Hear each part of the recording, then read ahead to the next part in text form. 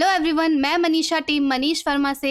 आज के इस वीडियो में हम करने वाले हैं इंग्लिश फ्लुएंसी 2 सेमेस्टर 4 के मोस्ट इम्पॉर्टेंट क्वेश्चंस जो आपके एग्जाम पर्पज से बहुत ज्यादा ही इम्पोर्टेंट है। क्वेश्चंस डिस्कस करने से पहले हम अपने सिलेबस को डिस्कस कर लेते हैं। सिलेबस में आपके कितने चैप्टर्स इंक्लूडेड है एंड कितने यूनिट इंक्लूडेड है। तो यूनिट 1 है हमारा इन द स्टेट, जिसमें इंक्लूडेड चैप्टर्स हैं आपके where the wild things are, मोराइस, बर्नेट, सनडेक। सेकेंड है आपका राइट टू इंफॉर्मेशन। थर्ड है फर्स्ट इंफॉर्मेशन रिपोर्ट, जिसे हम FIR भी बोलते हैं। फोर्थ चैप्टर है आपका consumer complaint and complaint about cutting of trees, जो कि एक लेटर है। फिर उसके बाद यूनिट 2 है आपका इंटरफेस विद टेक्नोलॉजी, जिसमें इंक्लूडेड चैप्टर्स है आपके breakdown and review of where the wild things are, Elizabeth Kennedy. तो ये एक स्टोरी रिव्यू है जो कि एलिजाबेथ कैनेडी के द्वारा लिखा गया है। उसके बाद है एंजल्स एंड डीमंस, जो कि लिखा गया है डैन ब्राउन के द्वारा। फिर 7th चैप्टर है book review and movie review, angels and demons 2000, जो कि लिखा गया था डैन ब्राउन के द्वारा। इसी के थर्ड यूनिट में है आपका सेल्फ रिप्रेजेंटेशन, जिसमें चैप्टर्स इंक्लूडेड हैं to Jyotiba from Savitribai Phule, these aren't love letters but tell you what love is all about. फिर उसके बाद है squiggle takes a walk, all about punctuation, जो कि लिखा गया है नताशा शर्मा जी के द्वारा। उसके बाद नेक्स्ट चैप्टर है the transformation of silence into language and action, जो कि लिखा गया है ऑड्रेक के द्वारा। फिर उसके बाद 11th चैप्टर है आपका Haroun and the sea of stories, जो कि लिखा गया है सलमान रशीदी के द्वारा। तो सिलेबस में आपके जितने भी ये यूनिट है, इन्हीं यूनिट से हम सभी इंपॉर्टेंट क्वेश्चंस को डिस्कस करने वाले हैं। तो चलते हैं अपने फर्स्ट क्वेश्चन की तरफ। सो फर्स्ट क्वेश्चन है आपका, you had visited a crowded market place for Diwali shopping, while you returning home you realise that your mobile phone is missing, file an FIR for the same. अब FIR report यानी कि first information report यहाँ पे आपको लिखनी है। तो सबसे पहले हम ये जान लेंगे कि FIR होता क्या है और क्वेश्चन में क्या पूछा गया। तो क्वेश्चन में क्या पूछा गया है, you had visited crowded market place, यानी कि आप दिवाली शॉपिंग के लिए एक क्राउडेड मार्केट प्लेस पर गए थे। वहाँ पर जब आप वापस घर आ रहे थे, आपको ये रियलाइज हुआ कि आपका जो मोबाइल फोन है वो मिसिंग है, हो चुका है। पुलिस को आप FIR लिखोगे, जो भी FIR लिखते हैं वो पुलिस अथॉरिटी को ही लिखते हैं। इसी के और में आपको दिया गया है file an FIR for a forgery transaction done और योर डेबिट कार्ड। तो आपके डेबिट कार्ड से एक फॉर्जरी ट्रांजैक्शन हुआ है, मतलब कि धोखाधड़ी से एक ट्रांजैक्शन हो गया है, उसके लिए एक FIR रिपोर्ट लिखनी है। सबसे पहले हम ये जान लेते हैं कि एक FIR होता क्या है। सो FIR stands for First Information Report. It is a document prepared by the police when they receive information about the commission of cognizable offense, an offense for which a police officer has authority to make an arrest without a warrant. तो यहाँ पे क्या बोला गया है कि FIR stands for First Information Report, यानी कि पहला रिपोर्ट, यानी कि जो पहली चीज हम एक पुलिस को बताते हैं उसको हम क्या बोलते हैं, फर्स्ट इन्फॉर्मेशन रिपोर्ट, यानी कि FIR। ये एक ऐसा डॉक्यूमेंट होता है जो पुलिस के द्वारा ही प्रिपेयर किया जाता है। किसी भी पर्सन का कुछ भी सामान चोरी हुआ है या खो गया है, तो उसके बारे में कोई भी इंसान जब पुलिस को इन्फॉर्मेशन देता है, जो पुलिस है वो रिपोर्ट लिख लेता है उसका कि हाँ इस इंसान के ये चीज खोई थी या किसी ने चुरा ली। उसके बारे में जो भी वो डॉक्यूमेंट प्रिपेयर करता है उसको हम क्या बोलते हैं, FIR। तो इसमें क्या क्या चीजें इंक्लूडेड रहती हैं, मतलब जो फर्स्ट पर्सन जिसका जो भी सामान चोरी हुआ या खोया है वो चीजें क्या क्या इन्फॉर्मेशन देता है, डेट देता है, time, basic fact, details of the offence and also the accuse. मतलब अगर आपको पता है कि मेरा सामान किसने चोरी किया है या ये घटना किसके द्वारा की गई है या किसने की है, तो वो सारी चीजें वो उस FIR में लिखता है। तो FIR फर्स्ट स्टेप होता है एक सिविल एंड क्रिमिनल प्रोसेक्शंस का। तो ये फर्स्ट जो FIR है पहला स्टेज होता है किसी भी क्रिमिनल प्रोसेक्शंस का। फर्स्ट इन्फॉर्मेशन रिपोर्ट यानी कि FIR लिखते कैसे हैं उसका हम फॉर्मेट देख लेते हैं। तो सबसे पहले उसमें क्या आता है, सेंडर्स एड्रेस। तो ये बाकी के एप्लीकेशन के जैसा ही है, यानी कि सबसे पहले आपका नाम आएगा, यानी कि एप्लीकेंट नेम, देन फादर का या हस्बैंड का नाम, फिर आपका कॉन्टेक्ट एड्रेस यानी कि आपका पूरा एड्रेस आएगा, देन आपका कॉन्टेक्ट नंबर। यहाँ पे अगर आपको क्वेश्चन पेपर में क्वेश्चंस में प्रोवाइडेड है सेंडर एड्रेस और रिसीवर का एड्रेस, तो वहीं से आप उस एड्रेस को लोगे। अगर आपको प्रोवाइडेड नहीं है तो आप कुछ भी इसमें XYZ या कोई भी नाम ले सकते हो। सेंडर्स एड्रेस कंप्लीट करने के बाद क्या आता है, आपका डेट, मतलब कि ये जो घटना हुई थी या चोरी हुई थी या ये सामान जो खोया था कौन सी डेट पर खोया था, तो आपको डेट को मेंशन करना है। देन 2 में क्या आएगा, आपका रिसीवर का एड्रेस, यानी कि आपने किसको लिखा है। सेंडर्स एड्रेस में जिसके द्वारा लिखा गया है और रिसीवर एड्रेस में क्या आता है, जिसको ये एप्लीकेशन लिखा गया है। ठीक है, तो आपको प्रॉपर रिसीवर का एड्रेस लिखना है, यानी कि to the police officer incharge, और उस पुलिस स्टेशन का पूरा एड्रेस, यानी कि आपके लोकल पुलिस स्टेशन यानी नियर बाय जो भी आपका लोकल पुलिस स्टेशन होगा, आपको उसका प्रॉपर एड्रेस लिखना है। देन आपको क्या लिखना है, सब्जेक्ट। सब्जेक्ट में क्या क्या मेंशन होगा, आपका जो डॉक्यूमेंट है वो चोरी हुआ है या आपका फोन फोन चोरी हुआ है या कुछ खो गया है या ऐसा कोई भी केस हुआ है तो उसके बारे में आपको सब्जेक्ट में लिखना है। देन आपका आएगा सैल्यूटेशन, यानी कि आप रिस्पेक्ट दोगे, रिस्पेक्टेड सर। देन आपको स्टार्ट कैसे करना है कि I would like to bring the following facts to your kind notice, मतलब मैं इन सभी चीजों के बारे में आपका ध्यान केंद्रित करना चाहता हूँ। फिर आप सभी डिटेल्स दोगे, मतलब आपका सामान कब चोरी हुआ था, आप अपना पूरा नाम उसमें लिखोगे, आप किसके सन हो या डॉटर हो, पूरा इन्फॉर्मेशन अपने बारे में उसमें बताओगे। देन आप बॉडी में वो सारी चीजें बताओगे, घटना की मैं इस जगह पे गया था, मेरी ये चीजें चोरी हुई या मेरे साथ ये घटना हुई या ये केस हुआ उस टाइम पे, तो आप बॉडी में ये सभी चीजों को आप लिखोगे। उसके बाद आप क्लोजिंग करोगे इस लेटर की, मतलब I seek your help and request to kindly register my FIR, मतलब मैं आपसे रिक्वेस्ट करता हूँ कि आप मेरा FIR रजिस्टर कर लो टू दिस सब्जेक्ट मैटर, मतलब कि जो भी मेरे साथ ये मैटर हुआ है आप उसका FIR रिपोर्ट कर लो। आप जब भी FIR लिखते हो तो आप उसके साथ एक रेजिडेंशियल प्रूफ देते हो, यानी कि आप आधार कार्ड की कॉपी दोगे या आप कोई भी पैन कार्ड की कॉपी दोगे, क्योंकि आपको प्रूफ करना है आप एक रेजिडेंशियल हो।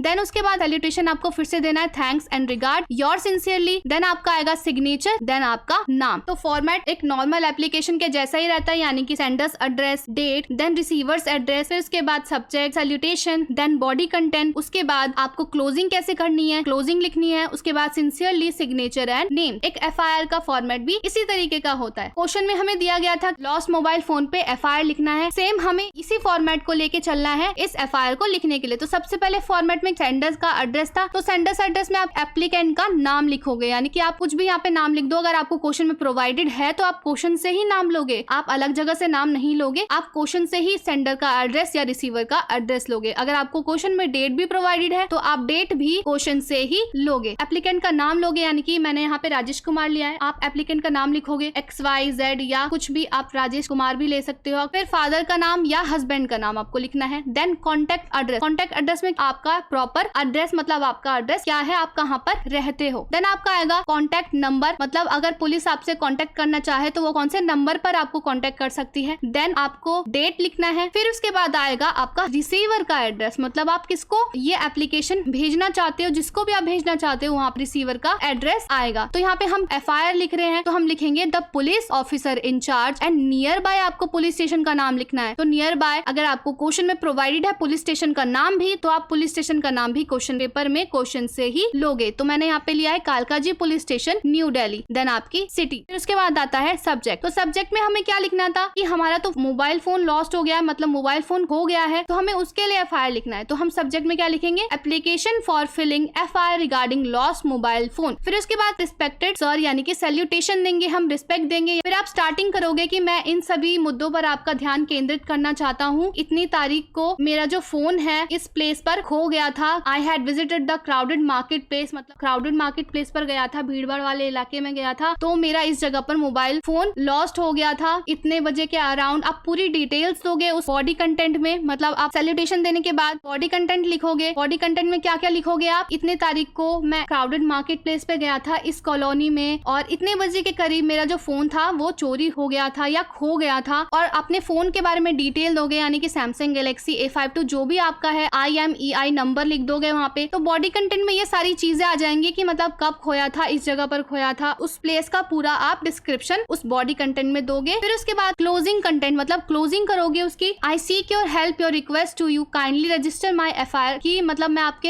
हेल्प के लिए वेट कर रहा हूँ, प्लीज आप मेरा FIR रजिस्टर कर लो regarding to the loss of my mobile phone. फिर उसके बाद आपको एक रेफरेंस देना पड़ेगा कि I enclose herewith a copy of my Aadhaar card identification proof के तौर पर। देन उसके बाद आप क्लोजिंग करोगे, hope you will do the needful favourably at the earliest. फिर उसके बाद thanks and regard your sincerely, आपका सिग्नेचर आएगा यहाँ पर और आपका नाम। तो देखो अगर नाम आपको क्वेश्चन में प्रोवाइडेड है तो आप क्वेश्चन से ही लोगे, अदरवाइज आप XYZ या कोई भी नाम यू कैन सिलेक्ट। इसी तरीके से आपके और में जो दिया गया था वो था FIR किस पर, unauthorised transaction on debit card, यानी कि फ्रॉडरी ट्रांजैक्शन हुआ था आपके डेबिट कार्ड से, धोखाधड़ी से आपके डेबिट कार्ड से ट्रांजैक्शन हो गया था, तो उसके लिए भी हमें FIR को लिखना है। FIR का तो सेम प्रोसेस वही रहेगा, यानी कि सेंडर्स एड्रेस, फिर देन डेट, फिर उसके बाद रिसीवर्स एड्रेस। सेंडर्स एड्रेस में हस्बैंड का नाम या फादर का नाम, देन कॉन्टेक्ट एड्रेस यानी कि आपका proper address, contact number, date, फिर उसके बाद टू यानी कि रिसीवर जिसको भेज रहे हो, तो रिसीवर का आएगा the police officer in charge और पुलिस स्टेशन का नाम। देन उसके बाद आएगा आपका सब्जेक्ट, कि मतलब जो फॉर्जरी ट्रांजैक्शन हुआ था मेरे डेबिट कार्ड से, तो उसके बारे में आप सब्जेक्ट में लिख दोगे। देन उसके बाद आपका आएगा सैल्यूटेशन। सैल्यूटेशन में I would like to bring the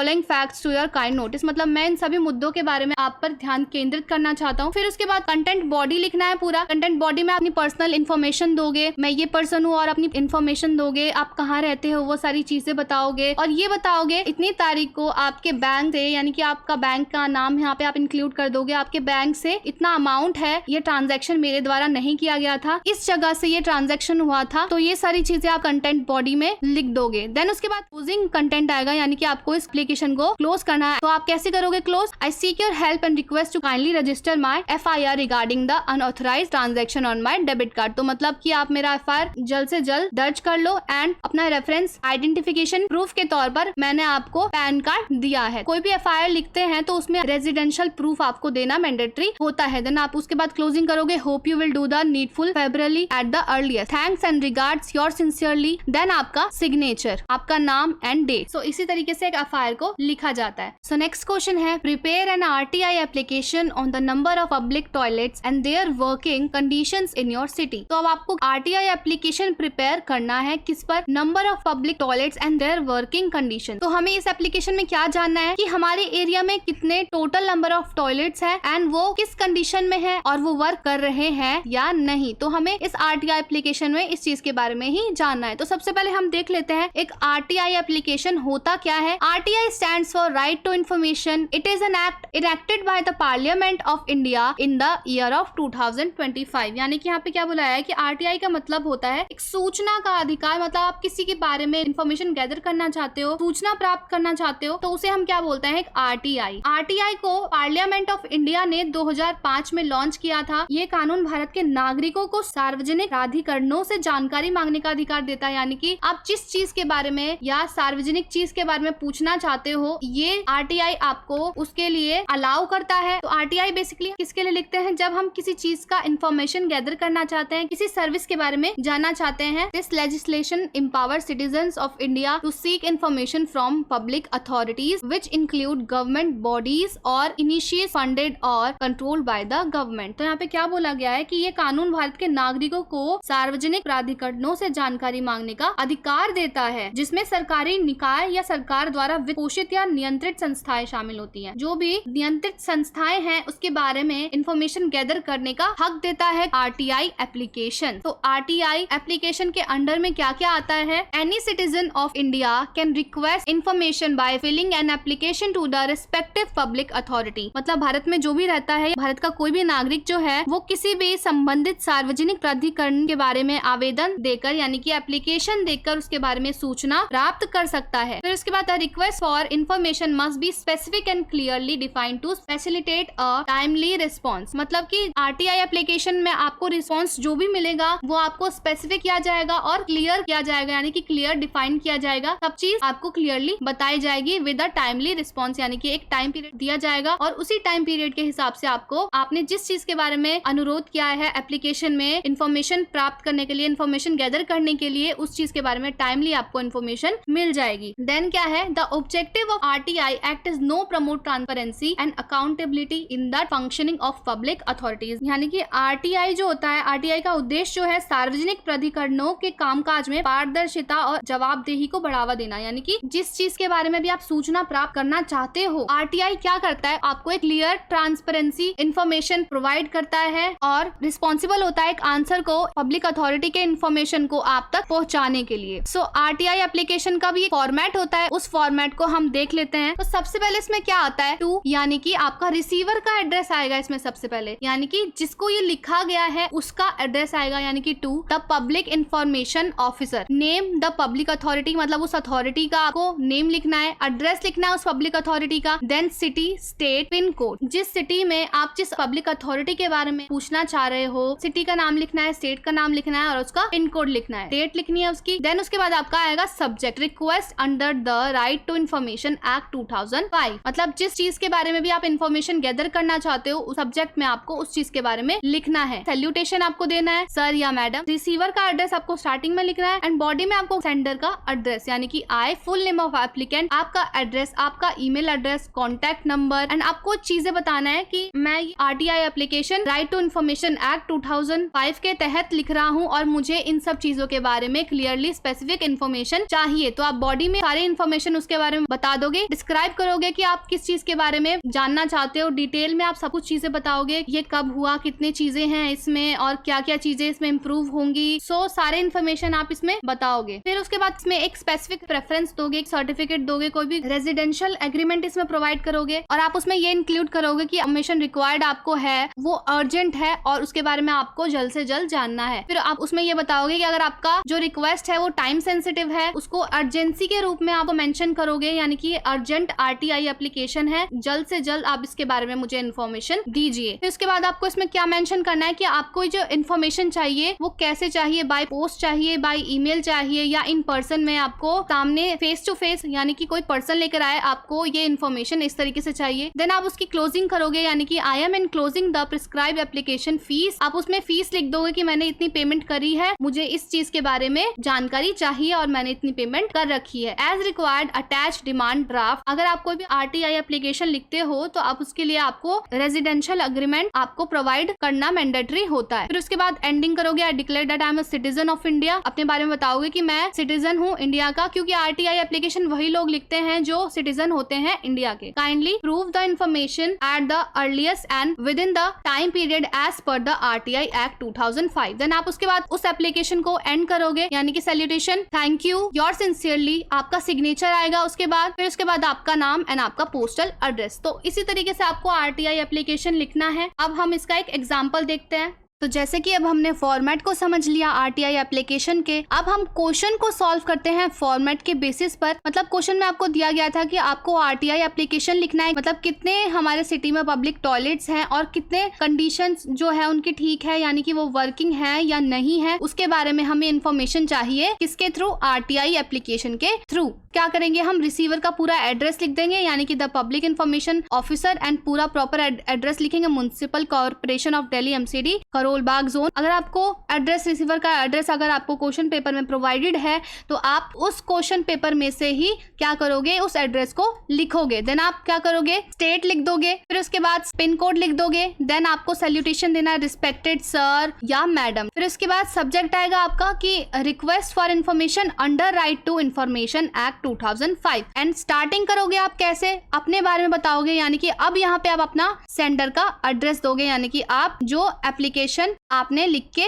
दिया है, यानी कि जिसने ये एप्लीकेशन लिखा है, अपने बारे में बताओगे। आई मिस्टर राजेश कुमार। अगर आपको पूरा इन्फॉर्मेशन आपको sender's address, receiver address question paper में प्रोवाइडेड है तो आप क्वेश्चन पेपर से ही लिखोगे, अदरवाइज आप XYZ आप कुछ भी ले सकते हो। आप क्या करोगे? I mister Rajesh Kumar son of Shri Kumar resident of Devi Nagar. आप जहाँ रहते हो आप अपना पूरा प्लेस बताओगे कि आप इस जगह पर रहते हो, अपना मोबाइल नंबर बताओगे। देन आप ये बताओगे कि मैं इन सारे इन्फॉर्मेशन के बारे में जो भी मैंने चीजें बिलो, मतलब जो भी मैंने चीजें नीचे डिस्कस करी हैं, मैं उन सब के बारे में इंफॉर्मेशन गैदर करना चाहती हूँ या चाहता हूँ। तो उसमें आप क्या क्या इंक्लूड करोगे? Please provide the total number of public toilets. मतलब हमें क्वेश्चन में यही पूछा गया था कि आप उसमें जानकारी प्राप्त करना चाहते हो किसके बारे में? Total number of public toilets, यानी कि हमारे सिटी में कितने पब्लिक टॉयलेट्स हैं और कितने वर्किंग में हैं, उनके बारे में आप इस आरटीआई एप्लीकेशन में जानना चाहते हो। फिर आप सेकंड में क्या पूछोगे? Could you furnish the current status report. आप करंट स्टेटस रिपोर्ट मांगोगे, कितना प्रॉपर्ली वर्किंग में है और कितने टॉयलेट्स प्रॉपर्ली वर्किंग में नहीं है, या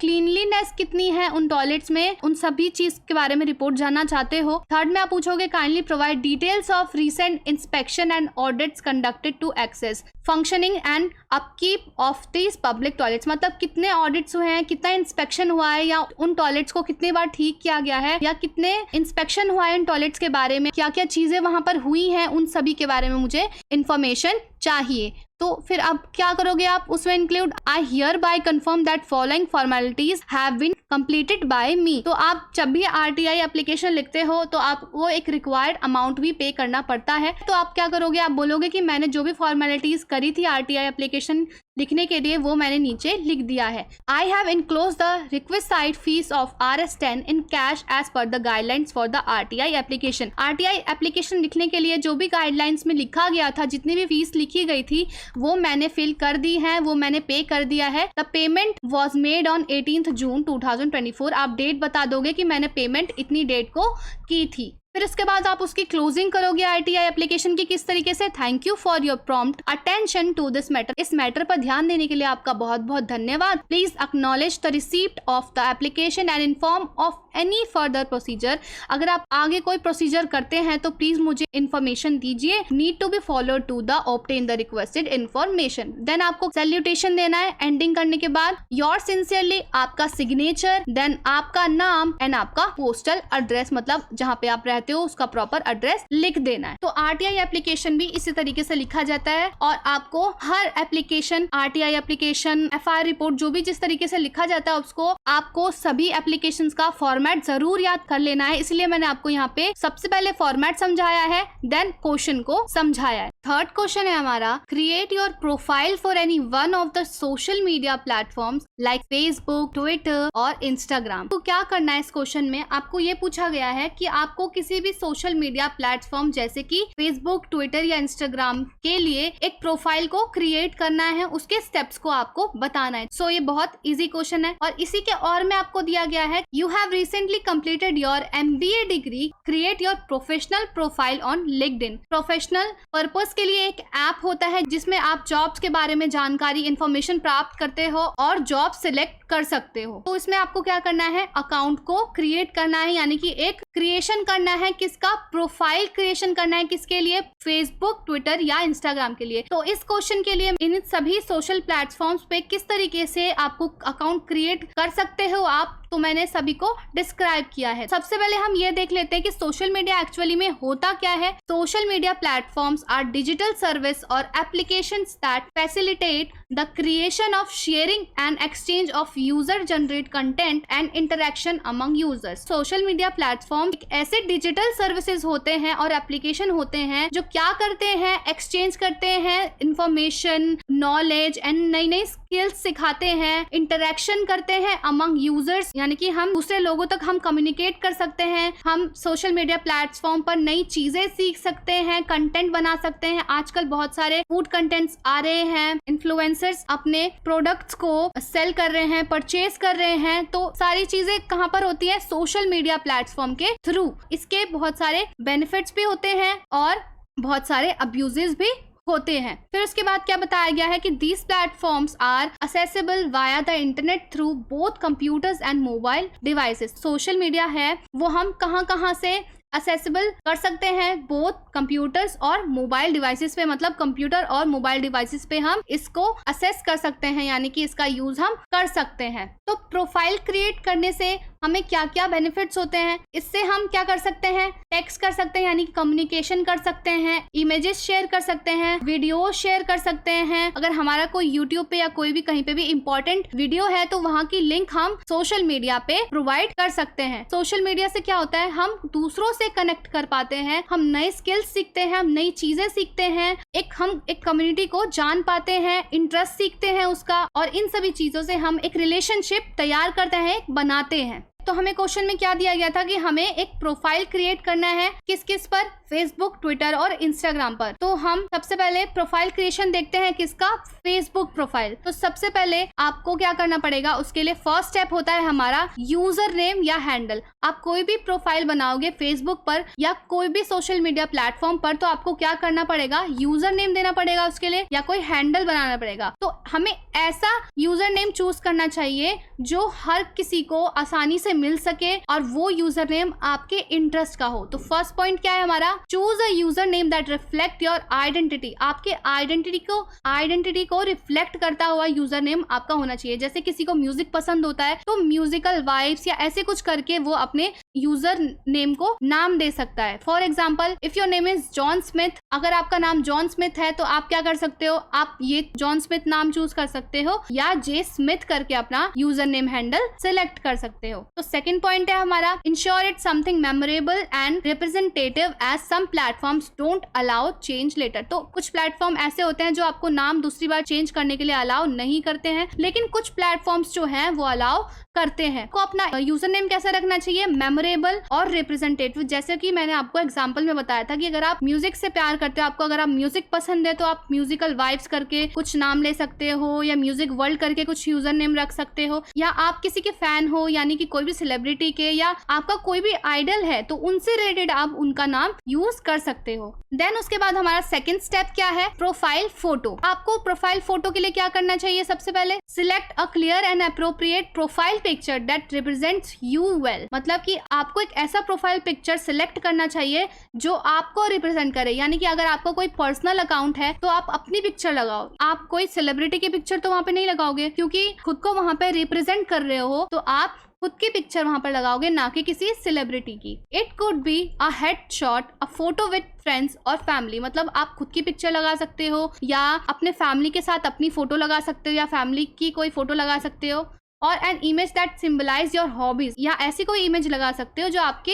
हॉबीज को सिंबलाइज करे या प्रोफेशन को सिंबलाइज करे। लेकिन आपको क्या याद रखना चाहिए, remember this photo will be visible next to your name and all your interaction, so choose wisely. इसलिए आपका फोटो वाइसली सिलेक्ट करना चाहिए, क्योंकि आपका फोटो जो है वो हर किसी को शो करता है, तो आपको अपने फोटो को वाइसली सिलेक्ट करना चाहिए, ना कि किसी और का नाम लेके आपको उसमें फोटो सिलेक्ट करना चाहिए, ना कि किसी और ही पर्सनालिटी की आपको फोटो लगानी चाहिए। फिर उसके बाद थर्ड पॉइंट है हमारा बायो एंड अबाउट सेक्शन। तो कोई भी सोशल मीडिया प्लेटफॉर्म अगर होता है तो उसमें हम बायो यानी कि अपने बारे में कुछ इन्फॉर्मेशन देते हैं कि मैं इस स्कूल से पढ़ा हूँ, या मेरा ग्रेजुएशन इस यूनिवर्सिटी से कंप्लीट हुआ है, या मेरी हॉबीज ये है, या मैं मैरिड हूँ या अनमैरिड हूँ। तो ये सारी इन्फॉर्मेशन कहाँ पर आती है, आपकी बायो अबाउट सेक्शन में। फेसबुक में आप क्या क्या लिखते हो बायो सेक्शन में, write a brief bio that's give others an idea of you are. मतलब आप जो भी हो उसके बारे में आपका आइडिया लग जाए दूसरों को कि आप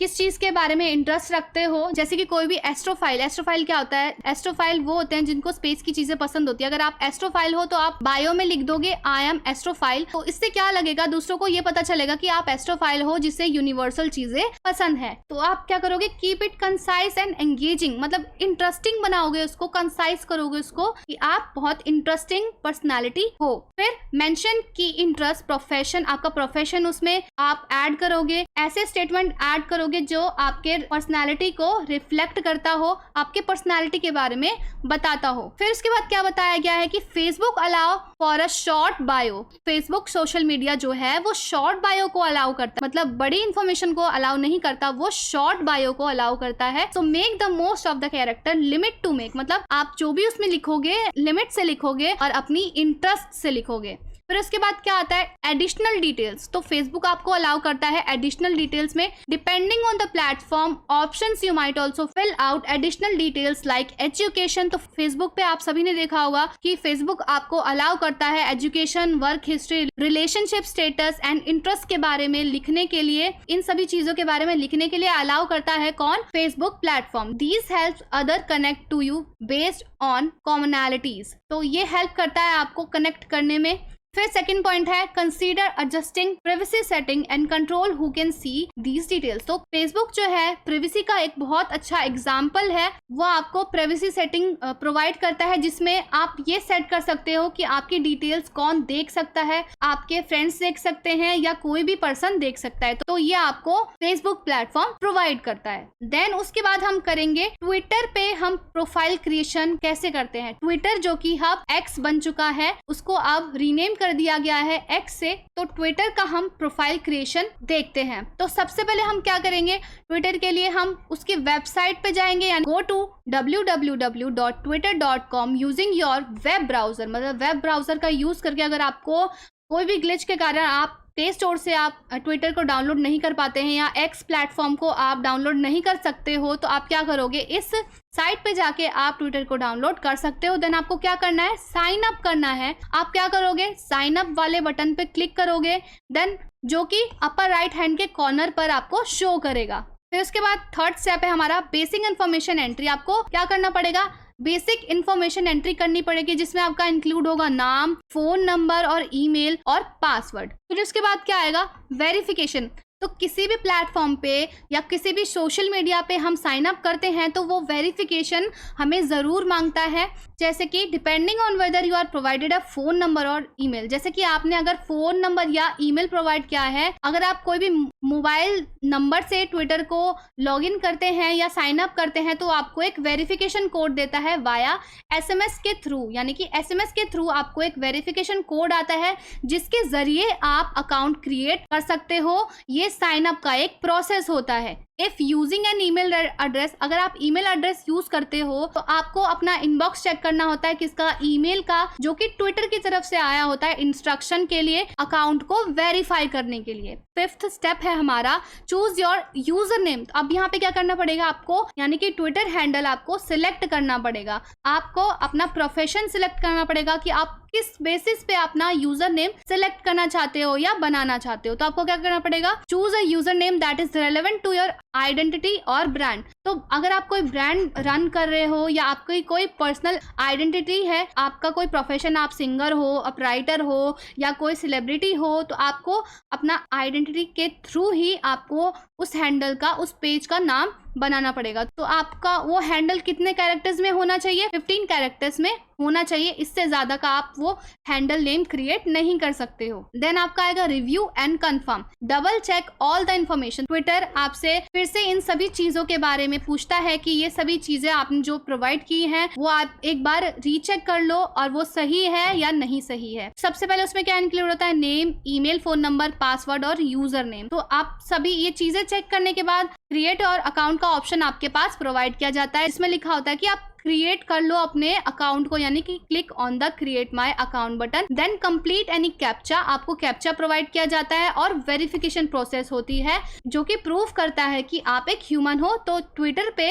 ये कैप्चा आपको प्रोवाइड किया जाता है जिसके जरिए आपका प्रोफाइल क्रिएट होता है। देन उसके बाद 8th स्टेप है आपका setup your profile. Profile setup करने के लिए इसमें बताया जाता है कि आपको आपका प्रोफाइल सेटअप करना है। उसमें क्या बोला जाता है, once your account is created you can customize your profile. तो आप जब आप अपना अकाउंट क्रिएट कर लेते हो तो आपको ये सभी चीजें करने के लिए आप अलाउ कर दिए जाते हो, जैसे कि आप प्रोफाइल पिक्चर लगा सकते हो, हेडर फोटो लगा सकते हो। तो ट्विटर में आपको हेडर फोटो लगाने के लिए भी आपको अलाउ किया जाता है। देन आप बायो उसमें पूरा लिख सकते हो कि आप सेलिब्रिटी हो या आप सिंगर हो, आप या राइटर हो, अपने बारे में स्पेसिफिक चीजें आप उसमें लिखने के लिए अलाउ किए जाते हो। देन उसके बाद आपका आता है लोकेशन, आप किस जगह पे हो, आप कहाँ पे रहते हो। देन आपको कोई अगर लिंक आपको प्रोवाइड करना है अपने रेलेवेंट फ्रेंड के लिए तो आप वहाँ पे वेबसाइट यानी कि लिंक आप वहाँ पे उन सभी के लिए आप लगा सकते हो।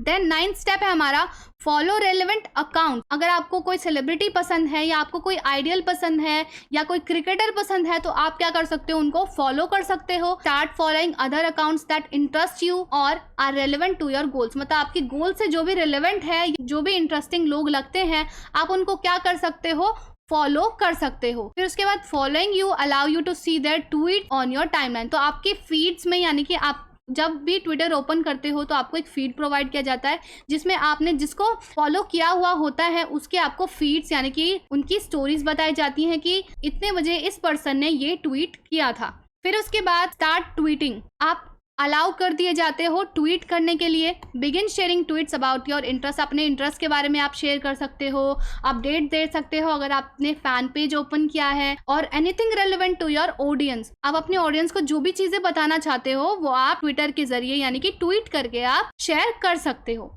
फिर उसके बाद है by following these steps you will have a well rounded Twitter profile. तो आपको ये स्टेप्स कंप्लीट करने के बाद आप एक प्रॉपर ट्विटर यूजर हो जाते हो, ready to connect with others and share your thoughts और कंटेंट। अलाउ कर दिए जाते हो अपने कंटेंट्स को, अपने थॉट्स को दूसरों तक पहुंचाने के लिए। फिर उसके बाद है आपका इंस्टाग्राम प्रोफाइल क्रिएशन। ये बहुत यूज किए जाने वाला सोशल मीडिया है। तो सबसे पहले क्या करना है, आपको डाउनलोड कर लेना है इंस्टाग्राम ऐप को।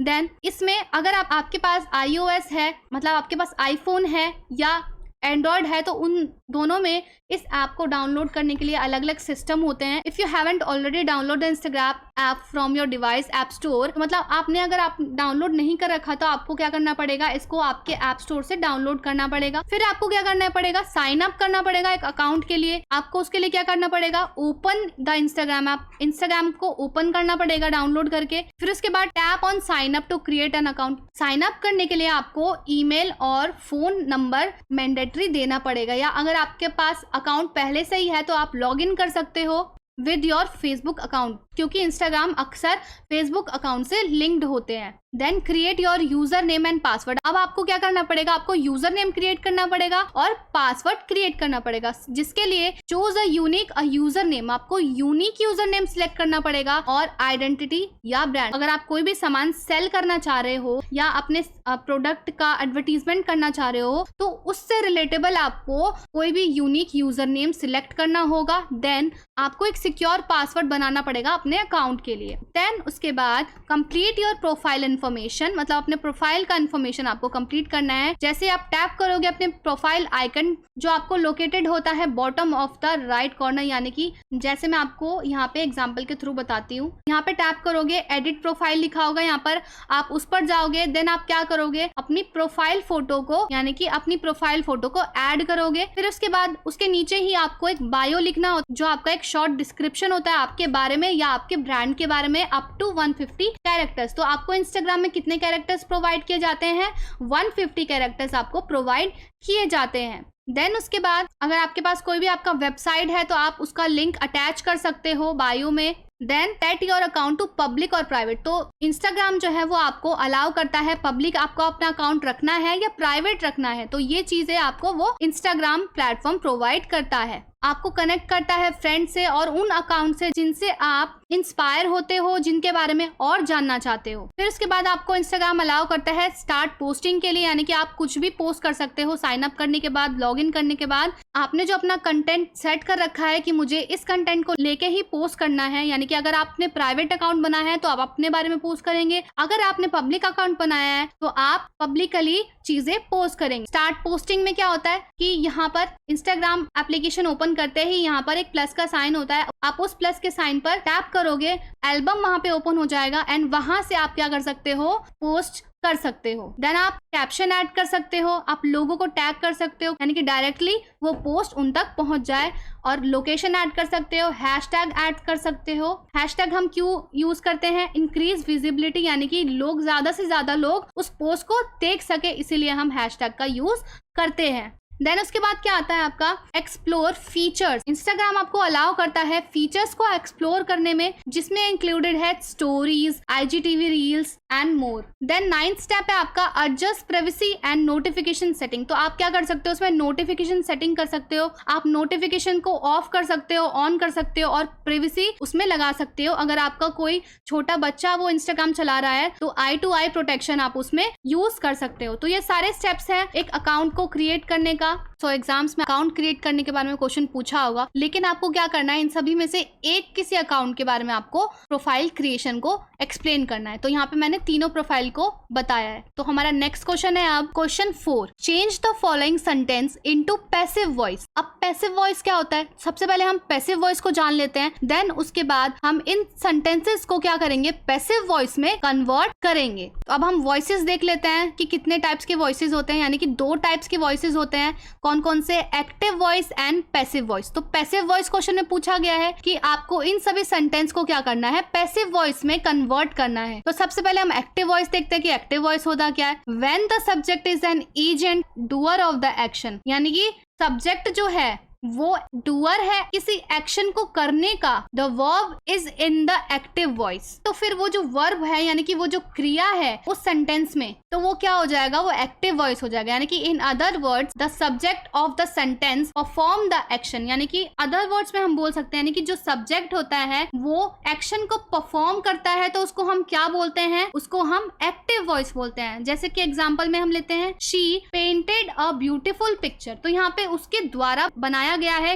ब्यूटीफुल पिक्चर, तो वो क्या हो जाएगा, एक एक्टिव वॉइस हो जाएगा। यानी कि यहाँ पे उसने क्रिया किया है, यानी कि यहाँ पर उसने एक्शन किया है एक ब्यूटीफुल पिक्चर को बनाकर। अब देखते हैं पैसिव वॉइस क्या होता है, क्योंकि हमें क्वेश्चन में पैसिव वॉइस में ही सेंटेंसेस कन्वर्ट करना है। तो पैसिव वॉइस देख लेते हैं हम। The subject of the sentence receive the action. जब कोई एक्शन रिसीव करता है सब्जेक्ट, यानी कि जैसे कि मैंने कोई एक्शन को रिसीव किया है तो उसको मैं क्या बोलूंगी, पैसिव वॉइस बोलूंगी। When a sentence has one auxiliary verb such as am, are, is, been, being, be and past participle of verbs like written, driven, drawn. तो ये सभी वर्ड्स जिस सेंटेंसेस में यूज किए जाए तो उसको हम क्या बोलेंगे, पैसिव वॉइस। यानी कि पैसिव वॉइस में क्या ज्यादा यूज होते हैं, पैसिव वॉइस में ज्यादा से ज्यादा हेल्पिंग वर्ब का यूज होता है, जैसे कि एम, आर, इज, बीन, तो ये सभी जो हेल्पिंग वर्ब्स हैं इन सभी का यूज पैसिव वॉइस में होता है। और पास्ट पार्टिसिपल वर्ब्स का यूज करते हैं, जैसे रिटर्न, ड्रिवन, मतलब जो चीजें हो चुकी हैं यानी कि पास्ट वाले वर्ब्स का यूज किया जाता है। जैसे कि एग्जांपल में a beautiful picture was painted bye हर, मतलब अब यहाँ पे पास्ट में बताया गया है कि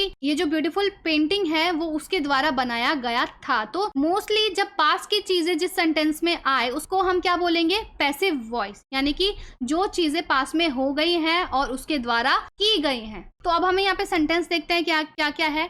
Ram was making a kite, they painted the house red, miss Krishna teaches us grammar. So ये सभी सेंटेंसेस यहाँ पर दिए गए हैं। अब हमें क्या करना है, इसको पैसिव वॉइस में कन्वर्ट कर देना है। तो अब हम पैसिव वॉइस में किस तरीके से कन्वर्ट करेंगे, तो एक्टिव वॉइस मैंने यहाँ पे लिखा है और पैसिव वॉइस में किस तरीके से कन्वर्ट किया है उसको भी लिखा है। तो एक्टिव वॉइस में कैसे है, Ram was making a kite, तो राम जो है वो एक काइट को बना रहा है। तो अब पैसिव वॉइस में हम क्या करेंगे, इसको पास्ट पार्टिसिपल में कन्वर्ट करना है। तो अब क्या हो जाएगा, ये a kite was being made by Rama, मतलब कि रामा के द्वारा ये काइट बनाया गया, यानी कि ये पतंग बनाई गई। एक्टिव वॉइस में क्या था, जब कोई डूअर एक्शन को करता था, और पैसिव वॉइस में क्या था, जब डूअर को वो एक्शन मिला था, यानी कि वो कर चुका है, वो एक्शन उसको मिला था। जैसे कि उस पतंग को बनाया गया है किसके द्वारा, राम के द्वारा, यानी कि यहाँ पे एक्शन बताया गया है कि एक्शन मिला है राम को सेंटेंसेस के थ्रू। सेकंड है हमारा दे पेंटेड द हाउस रेड। तो अब हमें इसी को कन्वर्ट करना है पैसिव वॉइस में। पैसिव वॉइस में कन्वर्ट करने के लिए हमें क्या करना है, पास्ट पार्टिसिपल्स का यूज करना है। जैसे कि द हाउस वॉज, अब पास्ट में आ गया ये, पेंटेड रेड बाय देम, मतलब उनके द्वारा जो यह घर है वो पेंटेड किया गया था। तो एक्टिव वॉइस में जब कोई डूअर एक्शन करता है, और पैसिव वॉइस में जब डूअर को एक्शन मिलता है यानी कि प्राप्त होता है। सो इसी तरीके से थर्ड भी होगा, active voice Miss Krishna teaches us grammar, और पैसिव वॉइस में इसी तरीके से लिखा जाएगा we are taught grammar by Miss Krishna. यहाँ पे बाय का यूज किया गया है हर सेंटेंसेस में पैसिव वॉइस के लिए। सो बाकी के क्वेश्चंस भी इसी तरीके से होंगे आपके। तो एक्टिव वॉइस में किस तरीके से डूअर के द्वारा एक्शन किया गया है, और पैसिव वॉइस में किस तरह से डूअर को एक्शन मिला है, किस तरह से एक्शन उसे प्राप्त हुआ है। तो सभी सेंटेंसेस में आपको इसी तरीके से सेंटेंसेस को कन्वर्ट करना है। देन हम फिफ्थ क्वेश्चन पे आ जाते हैं। फिफ्थ क्वेश्चन है आपका find out the meanings of the following idioms and use them in a meaningful sentences of your own. तो अब यहाँ पे क्या बोला गया है कि आपको कुछ इडियम्स दिए गए हैं, यहाँ पर आपको क्या करना है, उनके मीनिंग आपको बताना है और मीनिंगफुल सेंटेंसेस में कन्वर्ट करना है। खुद की तरफ से आपको सेंटेंसेस को क्रिएट करना। इडियम्स क्या है, out of his mind, under the weather, apple of my eye, in the long run, walk on eggshells, a piece of cakes, beat around the Bush.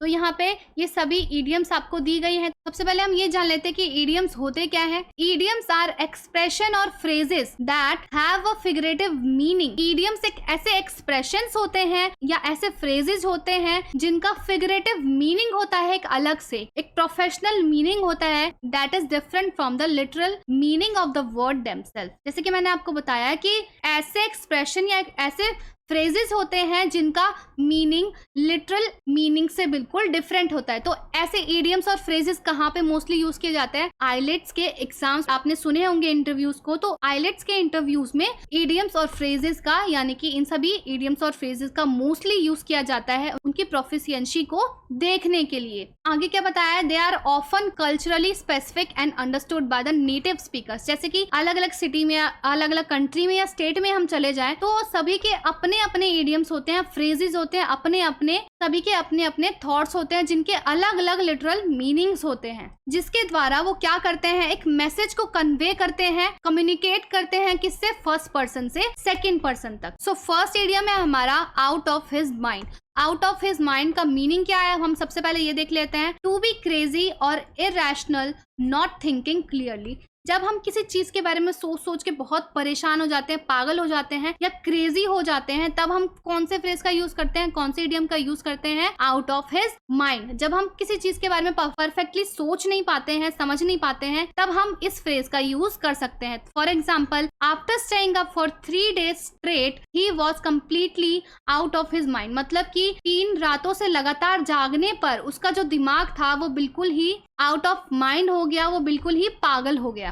इसी तरीके से हर इडियम का एक अपना लिटरल मीनिंग होता है, एक अपना थॉट होता है, एक अपना मैसेज होता है। सेकंड इडियम है अंडर द वेदर। तो इसका मतलब क्या होता है? टू फील अनवेल और सिक, यानी कि जब आप बीमार हो या कुछ अनहेल्दी सा फील कर रहे हो तब हम इस ईडियम का यूज करते हैं। तो बहुत सी जगह पर बहुत सी कंट्रीज में ऐसे ईडियम्स का यूज किया जाता है जब आप अनवेल फील कर रहे हो। तो इसका एग्जाम्पल क्या है? I think I might stay home today, I am feeling a bit under the weather, मतलब कि मुझे आज घर पर ही रहना चाहिए क्योंकि मैं बीमार फील कर रहा हूँ, यानी कि अंडर द वेदर। जब आप बीमार हो, अनवेल फील कर रहे हो, तो आप क्या बोल सकते हो? Under the weather. फिर उसके बाद है थर्ड इडियम हमारा एप्पल ऑफ माई आई। इसका मीनिंग क्या है? समवन और something that is cherished above all the others. इसका बेस्ट एग्जांपल हम ले सकते हैं अपनी फैमिली से ही। मतलब आप सभी की फैमिलीज में कोई ना कोई चाइल्ड जो होगा वो अपने पेरेंट्स का मोस्ट फेवरेट चाइल्ड होगा। तो इसका मतलब यहीं पे है कि आंखों का तारा होना। हिंदी में एक मुहावरा है आंखों का तारा होना, तो इसका मतलब यहाँ पर यही है, किसी एक चाइल्ड का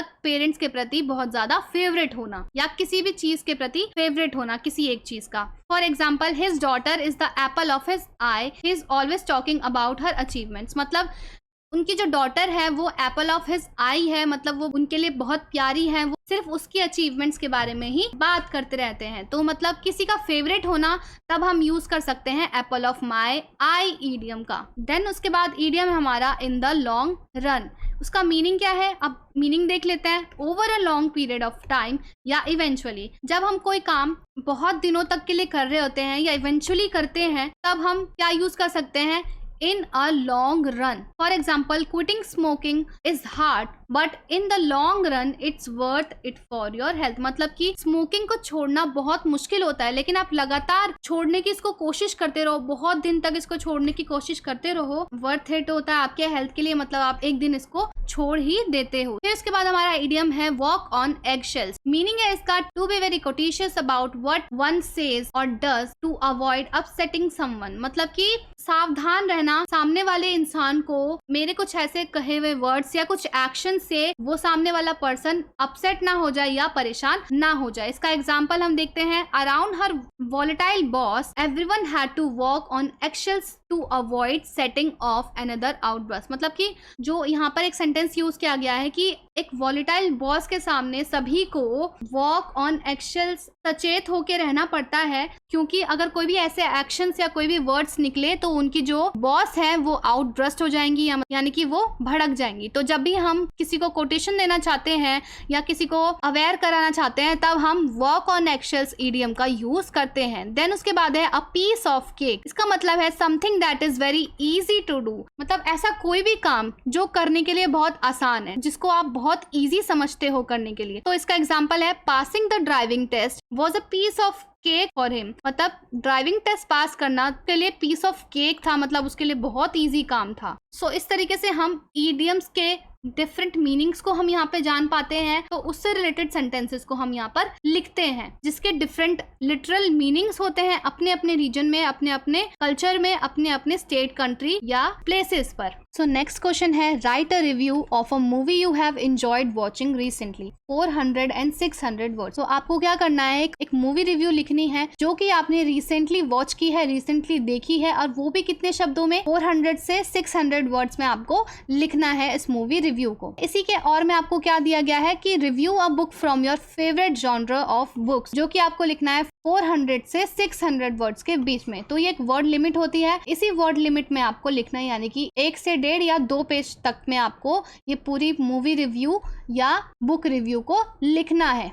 तो सबसे पहले हम मूवी रिव्यू देखेंगे। आपकी बुक में जो मूवी रिव्यू है, आपको क्वेश्चन पेपर में या तो उस क्वेश्चन में आपको नेम प्रोवाइड किया जाएगा कि आपने ये रिसेंट मूवी देखी है, इसके बारे में आपको लिखना है, जो कि आपके सिलेबस में आपको मूवी नेम दिया होगा, उसके बारे में आपको पढ़ना होगा। जो मोस्ट ऑफ क्वेश्चन पेपर्स होते हैं उसमें आपको मूवी नेम नहीं दिया होता है, आपको खुद से कोई भी मूवी का रिव्यू इसमें लिखना पड़ता है। तो यहाँ पे मैंने एक मूवी ली है जो कि बहुत अच्छी स्टोरी के साथ, बहुत अच्छा स्ट्रॉन्ग इमोशनल मैसेज के साथ ये मूवी बनाई गई है, जो कि है स्ट्रीट डांसर 3D। तो ये मूवी मैंने लिया है और इसका रिव्यू मैंने किया है। तो आपको आपको कोई भी मूवी का रिव्यू आपको इसमें लिखना है जो आपने रिसेंटली वॉच किया है। तो recently I had the pleasure of watching street dancer 3D, an Indian dance film that combines breathtaking choreography with a heartfelt narrative. Directed by Remo D'Souza, the movie serves as the spiritual sequel to his earlier works in the ABCD2 Anybody Can Dance franchise. तो मैंने recently एक ऐसी movie watch की है जो एक Indian dance film है, जो डांस के बेसिस पर बनाई गई है। एक ऐसी ब्रेथ टेकिंग कोरियोग्राफी है उसमें और हार्टफेल्ट नरेटिव है, मतलब कि बहुत अच्छी मोरल ऑफ द स्टोरी बताई गई है। किसके द्वारा? रेमो डिसूजा के द्वारा बताया गया है। एक स्पिरिचुअल सीक्वल जो कि ABCD2 का सीक्वल फ्रेंचाइज है movie street dancer 3D।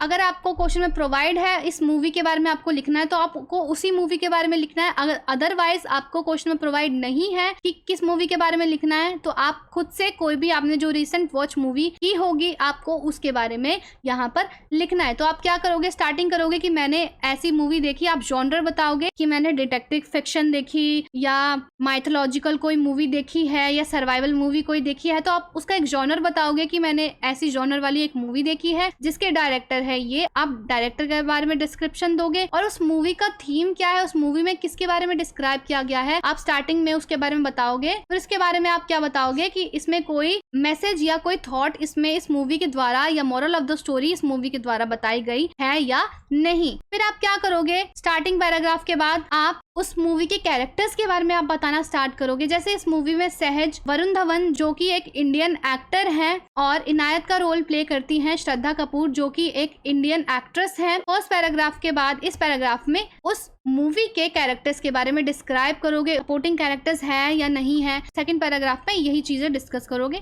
Then आप क्या करोगे कि उस मूवी के बारे में डिस्कस करना स्टार्ट करोगे कि मूवी की स्टार्टिंग में ये हुआ, मिड में ये हुआ एंड एंडिंग में ये हुआ। देन उसके बाद आप ये बताओगे कि इस मूवी से कोई सेंट्रल मैसेज आता है या नहीं आता, मतलब इस मूवी के थ्रू कोई मैसेज प्रोवाइड किया गया है या मोरल ऑफ द स्टोरी दी है थ्रू आउट दिस मूवी, तो आप उसके बारे में यहाँ पे डिस्क्राइब करोगे। तो जैसे कि इस मूवी में किसके बारे में डिस्क्राइब किया गया है कि इस मूवी में कुछ माइग्रेंट्स होते हैं जो कि इंडिया से कोई दूसरी कंट्रीज में जाते हैं पैसे कमाने के लिए, लेकिन वहां पे जाके वहां पे उनसे पासपोर्ट उनका छीन लिया जाता है और उनके पैसे चोरी हो जाते हैं और वहां पे वो किस तरीके से सरवाइव करते हैं, फूड के लिए, ब्रेड के लिए, खाने के लिए कैसे रहते हैं और अपने घर इंडिया वापस जाना चाहते हैं। और लास्ट में जो मेन कैरेक्टर्स हैं वो किस तरीके से माइग्रेंट्स की हेल्प करके उनको अपने कंट्री में पहुंचाते हैं, इस स्टोरी में उनके बारे में डिस्क्राइब किया गया है इसी मॉरल ऑफ द स्टोरी के थ्रू में। फिर आप उसमें क्या बताओगे कि कौन कौन से सपोर्टिंग एक्टर्स हैं, जैसे कि इस मूवी में नोरा फतेही, प्रभु देवा जो वर्सेटाइल डांसर्स हैं सपोर्टिंग एक्टर्स के रूप में यहाँ पे बताए गए हैं। फिर इसके बाद आप विजुअल रिप्रेजेंटेशन बताओगे स्ट्रीट डांसर 3D का कि सिनेमेटोग्राफी उसका कैसा है, मतलब उसमें कैसे सीन्स कैप्चर्स किए गए हैं, सॉन्ग को किस तरीके से दिखाया गया है या विजुअल्स किस तरीके से दिखाया गया है, इमोशनल इम्पैक्ट किस तरीके से दिखाया गया है, उसके बारे में आप डिस्क्राइब करोगे। देन आप लास्ट में क्या करोगे? आप उसको उस मूवी को देखने के लिए रिकमेंड करते हो या नहीं, आप यहाँ पर रिकमेंडेशन दोगे कि आपको इस मूवी को देखना चाहिए, इंस्पिरेशन मिलेगी या नहीं मिलेगी। तो आपको क्या करना है, एंडिंग पैराग्राफ में रिकमेंडेशन दोगे कि आपको ये मूवी देखनी चाहिए, इससे क्या मॉरल ऑफ द स्टोरी मिलता है, ये हमें क्या सिखाता है या क्या एंटरटेनमेंट मिलता है या क्या सीख मिलती है हमें, क्या पावरफुल मैसेज मिलता है हमें, तो आपको ये देखना चाहिए या नहीं चाहिए। लास्ट में क्या करना है, रिकमेंडेशन देनी है। सो मूवी रिव्यू के बाद आपको दिया गया था बुक रिव्यू आपके क्वेश्चन में ही, और मैं आपसे क्वेश्चन पूछा गया था कि आपको बुक रिव्यू भी लिखनी है। तो क्वेश्चन है आपका, review a book from your favourite genre of books 400 to 600 words. Favourite genre जो भी है आपका, फेवरेट बुक ऑफ जॉनर, आपको उस पर एक रिव्यू लिखना है। तो जॉनर क्या होता है? कोई माइथोलॉजिकल बुक आपको पसंद है, सर्वाइवल बुक पसंद है, शार्लक होम्स का आपको कोई डिटेक्टिव फिक्शन बुक पसंद है, इस तरीके से आपको कोई भी अलग अलग जॉनर के बुक पसंद है, उसमें से आपको उस बुक का रिव्यू देना है जो आपने अभी रिसेंटली पढ़ा है। तो हमारे सिलेबस में आपको दिया गया था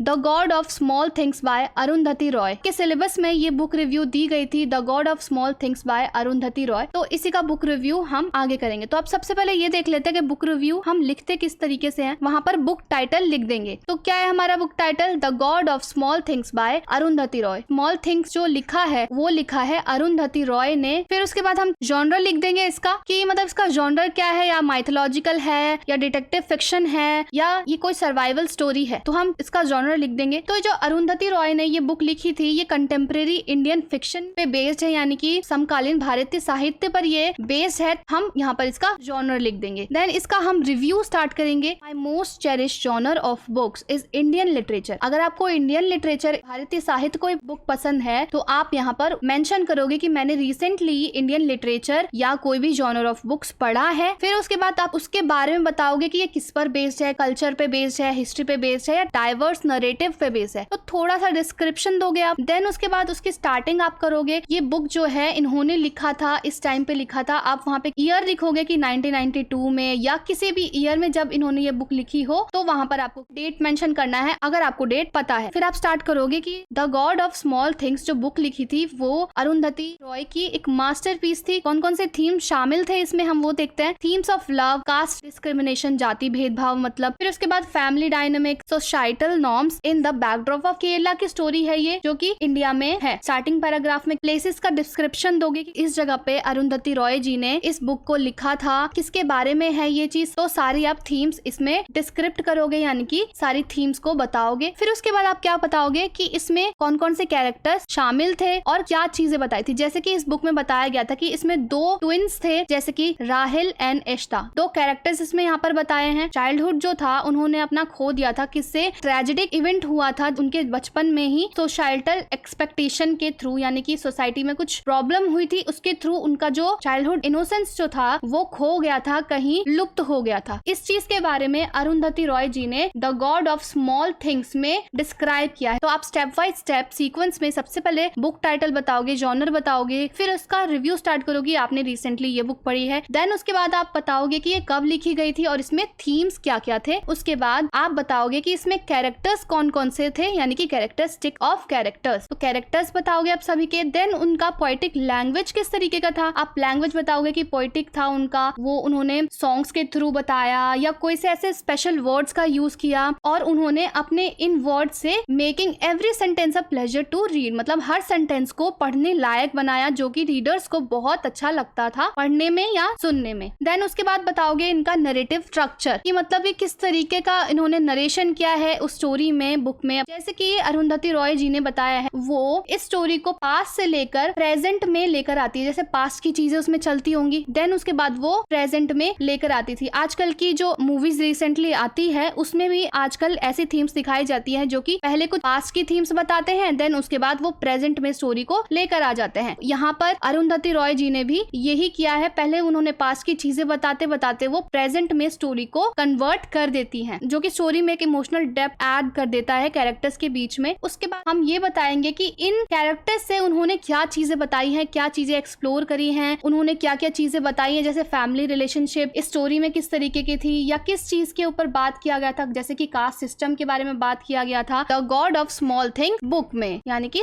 किस स्टोरी में। इस बुक रिव्यू में हम किसके बारे में पढ़ रहे हैं, the god of small things, जो कि लिखा है अरुंधति रॉय जी ने। फिर उसके बाद क्या बताओगे आप, इसमें कोई स्पेशल मैसेज है, स्टोरी के थ्रू उन्होंने कोई स्पेशल मैसेज बताया है या नहीं बताया है, तो आप नेक्स्ट पैराग्राफ में ये बताओगे, जैसे कि moreover the god of the small things it's not just a story, it is a critic power of dynamics and the ways in which they shape individual destinies. तो ये सिर्फ एक story नहीं है, उन्होंने एक क्रिटिक डायनामिक पावर को बताया है इसमें, जो कि शेप करता है इंडिविजुअल डेस्टिनीज को, यानी कि गोल्स क्या थे, उनके होप्स क्या थे। फिर उसके बाद जो अरुंधति रॉय है वो डिफरेंट कैरेक्टर्स को यहाँ पर डिफाइन करती हैं और अपने कैरेक्टर्स के बारे में एक प्रॉपर डिस्क्रिप्शन देती हैं। देन उसके बाद वो ओवरऑल बताती हैं पूरी स्टोरी में क्या क्या है। तो आपको भी क्या करना है कि ओवरऑल आप लास्ट में 2-3 लाइंस लिख दोगे कि ये ओवरऑल इस बेस्ड पर स्टोरी है, यानी कि ये किस तरीके से इंडियन कंटेम्प्रेरी फिक्शन है, किस तरीके से भारतीय साहित्य बनाइए, तो इसके बारे में यहाँ पर थोड़ा सा आप डिस्क्रिप्ट करोगे, इसके बारे में बताओगे। देन आप लास्ट में एक रिकमेंडेशन दोगे कि आपको ये स्टोरी पढ़नी चाहिए और इससे क्या सीख मिलती है, आप ये भी वहाँ पर बताओगे, ये पढ़ना चाहिए और इससे हमें ये सीख मिलती है और हमें हेल्प होगी इसको पढ़ने से, और हमें अपने इंडियन कल्चर के बारे में जानने में बहुत ज्यादा हेल्प होगी और पता चलेगा हमें अपने इंडियन कल्चर के बारे में। The god of small things by Arundhati Roy book पढ़नी चाहिए, लास्ट में आप ये रिकमेंडेशन करोगे, तो बुक रिव्यू यहाँ पर कंप्लीट होता है। नेक्स्ट क्वेश्चन है आपका क्वेश्चन 7,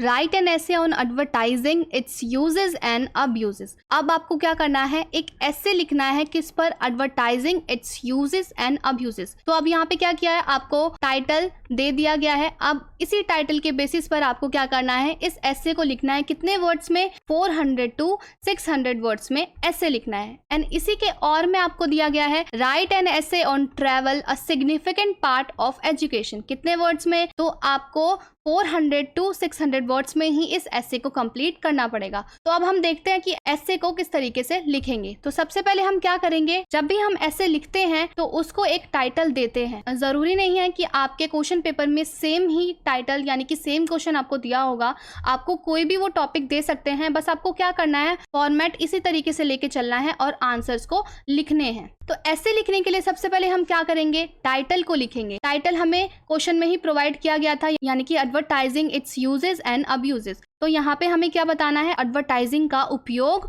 और दुरुपयोग। तो सबसे पहले हम क्या करेंगे, टाइटल लिख देंगे advertising it's uses and abuses. फिर उसके बाद हम क्या करेंगे, इंट्रोडक्शन लिखेंगे। इंट्रोडक्शन में आप एडवर्टाइजिंग के बारे में थोड़ा सा बता दोगे। तो हम जब भी इंट्रोडक्शन लिखते हैं उसके यूजेस के बारे में, उसके बेनिफिट्स के बारे में ही बताते हैं, उसकी अच्छी साइड बताते हैं। हम इंट्रोडक्शन में कभी भी बैड साइड नहीं बताते। तो इंट्रोडक्शन में आपको क्या करना है, एडवर्टाइजिंग की अच्छी साइड्स ही बतानी है। तो सबसे पहले देखते हैं कि एडवर्टाइजमेंट होता क्या है, एडवर्टाइजिंग होता क्या है। Advertising is a powerful tool in the modern market place serving as a bridge between producers and consumers. तो एडवर्टाइजिंग एक पावरफुल टूल होता है, कहाँ पर, एक मॉडर्न मार्केट प्लेस में। कोई भी मार्केट प्लेस में एडवर्टाइजिंग एक मोस्ट वाइटल एलिमेंट होता है जो सर्व करता है as a bridge between producer और कंज्यूमर्स में। मतलब कि एक प्रोड्यूसर से कंज्यूमर के बीच में एक ब्रिज को कन्वर्ट करता है, यानी कि उनके बीच में रिलेशनशिप को बनाता है। कौन, एडवर्टाइजिंग। अगर हम कोई भी एडवर्टाइजिंग शो कर रहे हैं तो उससे क्या करते हैं, कस्टमर उस एडवर्टाइजिंग को देखते हैं, उसको एनालाइज करते हैं एंड अपनी नीड के हिसाब से वो प्रोड्यूसर से यानी कि रिटेलर्स से गुड्स को परचेज करते हैं। तो ये एक वाइटल एलिमेंट है एडवर्टाइजिंग। फिर उसके बाद क्या बताया है, it's a primary function to inform and persuade shaping consumer behaviour and driving economic activity. तो जो एडवर्टाइजिंग होता है वो इकोनॉमिक एक्टिविटी को इंक्रीज करता है, इसलिए एडवर्टाइजिंग एक मोस्ट वाइटल यानी कि मोस्ट इम्पॉर्टेंट इकोनॉमिक एक्टिविटी है, जो क्या करता है, कंज्यूमर्स को अट्रैक्ट करता है गुड्स को परचेज करने के लिए या अपने प्रोडक्ट्स को सेल करने के लिए। सो इसके बाद जब हम इंट्रोडक्शन लिख देंगे उसके बाद हम क्या करेंगे, यूजेस ऑफ एडवर्टाइजमेंट। क्योंकि हमें बोला गया था कि आपको क्या करना है, यूजेस और अब्यूजेस लिखने हैं। तो सबसे पहले हम हेडिंग लिखेंगे यहाँ पे यूजेस ऑफ एडवर्टाइजिंग, देन उसके बाद हम पॉइंट्स को स्टार्ट करेंगे जैसे कि economic growth and market expansion. तो हम एक ऐसा पॉइंट लिख देंगे एंड उसको हम यहाँ पर डिस्क्राइब करेंगे। Advertising plays a crucial role in stimulating economic growth. Economic growth को इंक्रीज करने के लिए एडवर्टाइजिंग जो है वो बेनिफिशियल है। फिर उसके बाद हम क्या करेंगे, ये प्रमोट करता है नए प्रोडक्ट्स और सर्विस को टू द कस्टमर्स, यानी कस्टमर्स तक नए प्रोडक्ट्स और सर्विस को ये शो करता है, जो कि हेल्प करता है किसी प्रोडक्शन को आगे इंक्रीज करने के लिए, एक बिजनेस को आगे इंक्रीज करने के लिए। आप यहाँ पे बेनिफिट्स उसके बताना स्टार्ट कर दोगे। देन आप क्या करोगे, सेकंड पैराग्राफ आओगे, सेकंड पॉइंट लिखोगे कंज्यूमर्स अवेयरनेस एंड एजुकेशन। तो सेम तो आपको मिलेगा नहीं क्वेश्चन, तो इसी तरीके से सबसे पहले आपको क्या करना है, इंट्रोडक्शन लिखना है। इंट्रोडक्शन के बाद आपको उसके यूजेस बताने हैं। यूजेस में आप सब पॉइंट्स का यूज कर सकते हो 1, 2, 3। देन आप उस सब पॉइंट्स में एग्जाम्पल्स यूज करोगे तो ये आपके लिए बहुत इफेक्टिव हो जाएगा एग्जाम्पल्स के थ्रू। देन आप क्या करोगे, उसके पॉइंट्स लिख दोगे, पॉइंट्स को डिस्क्राइब करोगे। पॉइंट्स को डिस्क्राइब करने के बाद एग्जाम्पल जो है वो बहुत इफेक्टिव होते हैं, जैसे consumer awareness and education, one of the most significant benefits of advertising its ability to educate consumers. जैसे कि कंज्यूमर्स को एजुकेट करता है, जैसे कि आजकल के जो भी ब्रांड है बहुत सारे कैंपेन चलाते हैं जिससे कि लोग ना ही उस प्रोडक्ट्स को खरीदते हैं, उस प्रोडक्ट को खरीदने के बाद उन्हें एक मॉरल भी पता चलता है, उन्हें एक नई चीजें सीखने को मिलती है, यानी कि कंज्यूमर उससे एजुकेट होते हैं। जैसे कि यहाँ पे एग्जाम्पल का यूज किया है, public service announcement about the health and safety issues such as anti smoking campaigns और कोविड-19 vaccines drives utilize advertising to disseminate important information to public. तो यहाँ पे क्या बोला गया है कि पब्लिक सर्विस अनाउंसमेंट होते हैं, यानी कि एडवर्टाइजमेंट के तौर पर पब्लिक सर्विस अनाउंसमेंट होते हैं जो कि हेल्थ एंड सेफ्टी के लिए होते हैं, जैसे कि एंटी स्मोकिंग कैंपेन्स, यानी कि हमें स्मोक नहीं करना चाहिए, इसके लिए कुछ कैंपेन्स होते रहते हैं, एडवर्टाइजिंग होती रहती है। और कोविड-19 जैसे कि हाल ही में अभी ये कोविड-19 फैला था, तो उससे बचने के लिए कोविड-19 वैक्सीन्स को यूटिलाइज करना, कोविड-19 वैक्सीन्स को लेने के लिए जागरूक करने के लिए कुछ एडवर्टाइजमेंट कैंपेन हुए थे। तो इन सब चीज के लिए एडवर्टाइजिंग बेनिफिशियल है। इसी तरीके से एग्जाम्पल देख के आप आंसर्स लिख सकते हो, जो कि आपके आंसर्स को इफेक्टिव बनाएगा। इसी तरीके से आपको आगे के पॉइंट्स डिस्क्राइब करने हैं, जैसे कि ब्रांड बिल्डिंग एंड डिफरेंशिएशन। आपको अपने ब्रांड को बिल्ड करना है, वो आप किस तरीके से एक कंपेटिटिव मार्केट प्लेस में अपने ब्रांड को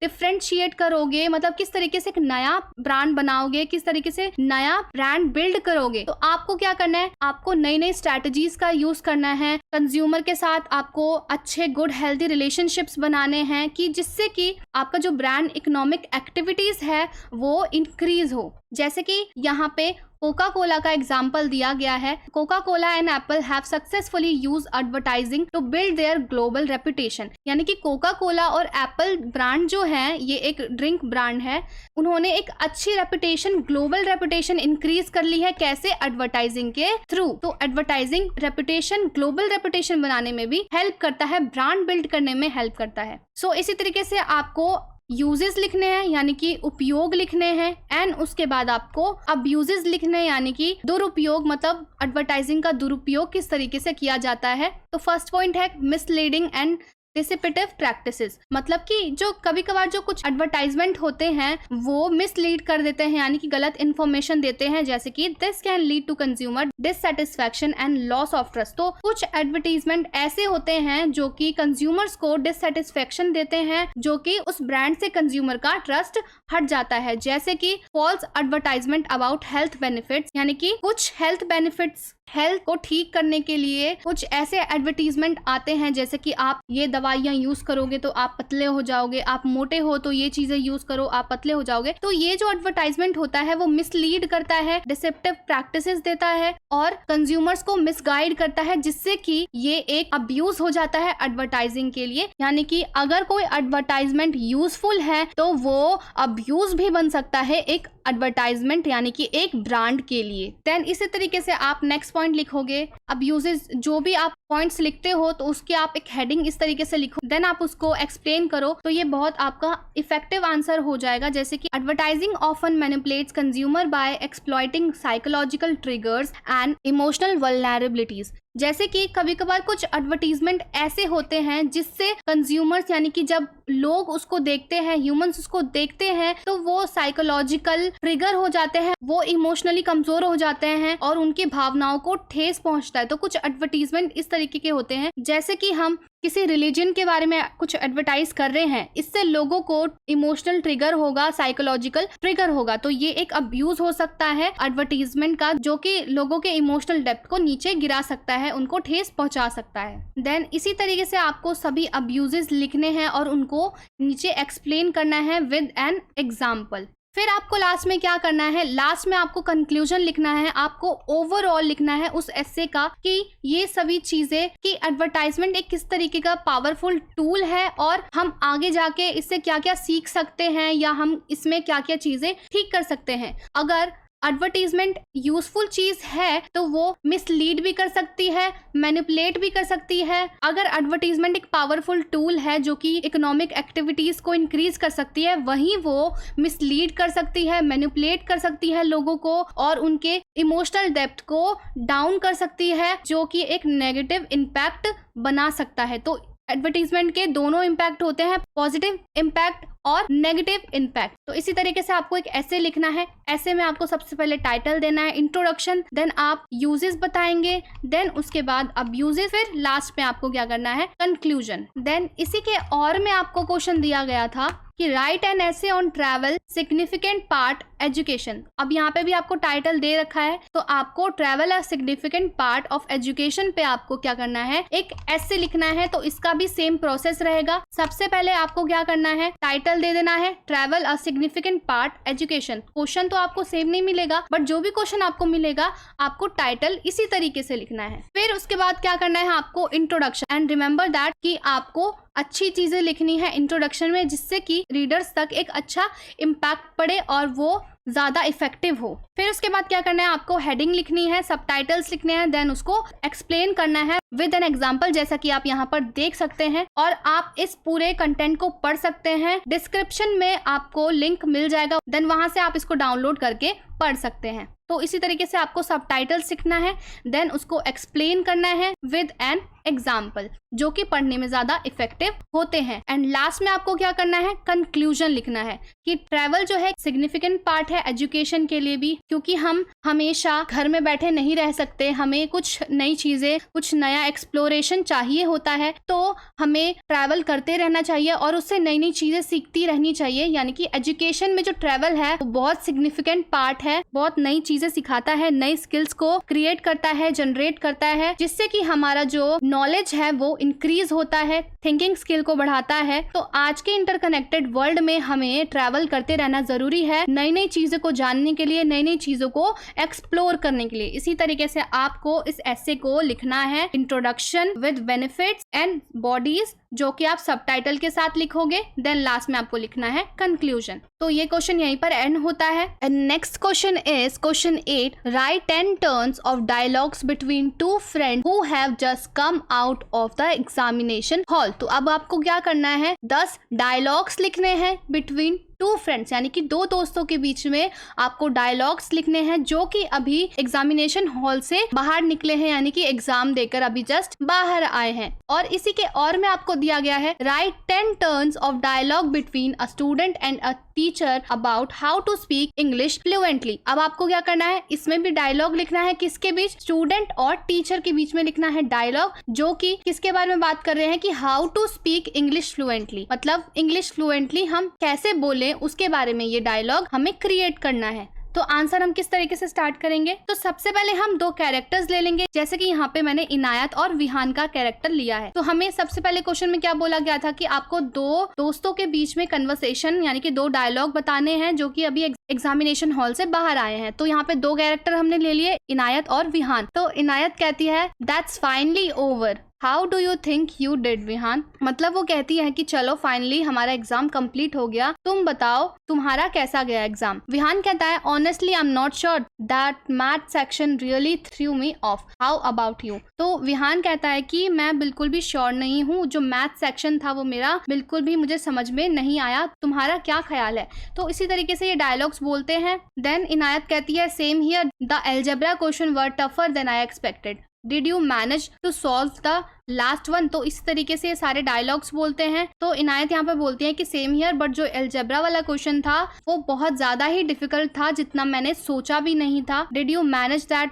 क्या तुमने वो सॉल्व कर लिया लास्ट वाला क्वेश्चन। तो इसी तरीके से ये कुछ डायलॉग्स बोलते हैं एंड अपने कन्वर्सेशन को कंप्लीट करते हैं। तो आपको भी क्या करना है, अगर यहाँ पे आपको बोला है कि 10 टर्न्स लिखने हैं, तो आपको 10 डायलॉग्स लिखने पड़ेंगे दोनों के बीच में, जैसे कि मैंने आपको इस नोट्स में प्रोवाइड कर दिया है, आप यहाँ से पढ़ सकते हैं। तो इस डायलॉग्स में वो सभी चीजें डिस्कस करते हैं जो कि वो एग्जाम के बाद कंप्लीट कर आए थे, कि तुम्हारा एग्जाम कैसा गया, कौन से क्वेश्चन तुमने किए, कौन से छोड़ दिए, बहुत टफ आया था, ये सेक्शन टफ था। तो सारा डायलॉग्स हमें इन दोनों के बीच में लिखना है। क्या करना है, हमें 2 कैरेक्टर लेके चलना है एंड उन कैरेक्टर्स के बीच में हमें डायलॉग यानी कि कन्वर्सेशन को कंप्लीट करना है। तो सेकंड वाला क्वेश्चन और में जो आपको क्वेश्चन दिया गया है, write 10 turns of dialogue between a student and teacher about how to speak English fluently, इसमें भी आपको 2 कैरेक्टर्स को लेके चलना है, यानी कि टीचर और स्टूडेंट का। तो स्टूडेंट के और टीचर के हम कुछ सेंटेंसेस देख लेते हैं। Dialogue between a student and a teacher about how to speak English fluently. Student, excuse me professor Smith, would you give me some tips on how to speak English fluently. तो student पूछता है कि माफ कीजिए professor Smith,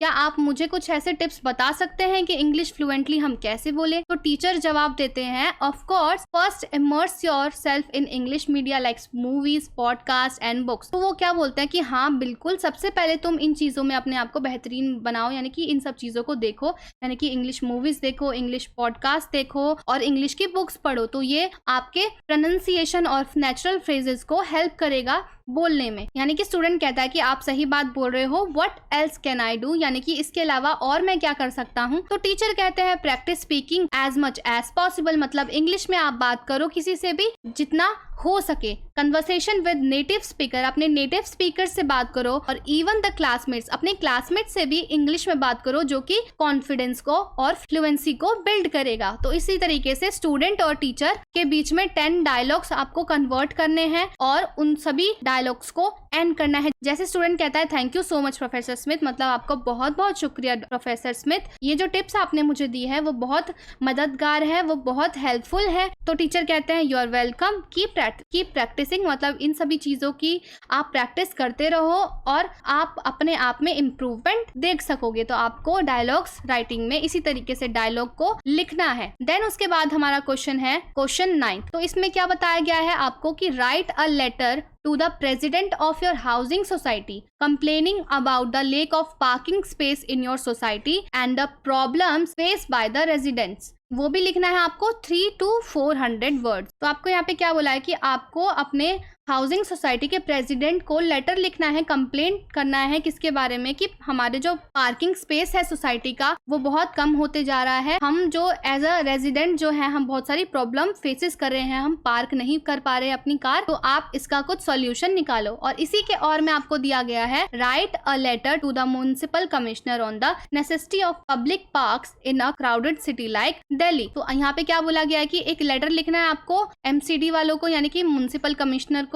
to necessity of public parks की need है हमारी city में, यानी कि हमारी जो क्राउडेड सिटी है दिल्ली उसमें पब्लिक पार्क की नीड है, तो आप पब्लिक पार्क बनवाइए और हमें प्रोवाइड करवाइए। ये भी आपको कितने वर्ड्स में लिखना है? 300 to 400 वर्ड्स में। तो सबसे पहले हम देख लेते हैं एक फॉर्मल लेटर को हम लिखते किस तरीके से हैं, फॉर्मल लेटर का फॉर्मेट देखते हैं। तो सबसे पहले क्या आता है आपका सेंडर का एड्रेस आता है, जैसे कि यहाँ पे आपको बताया गया है कि सेंडर एड्रेस कौन होता है? जो उस लेटर को लिख रहा होता है, यानी कि जो उस लेटर को राइट कर रहा होता है। देन उसके बाद आपका आता है डेट। अगर sender's address, date and recipient's address आपको क्वेश्चन में प्रोवाइडेड है तो आप क्वेश्चन से ही उस एड्रेस को और डेट को लिखोगे। अदरवाइज आपको प्रोवाइडेड नहीं है तो आप अपनी तरफ से XYZ या कुछ भी आप नाम यूज कर सकते हो। सेंडर्स एड्रेस के बाद आता है डेट।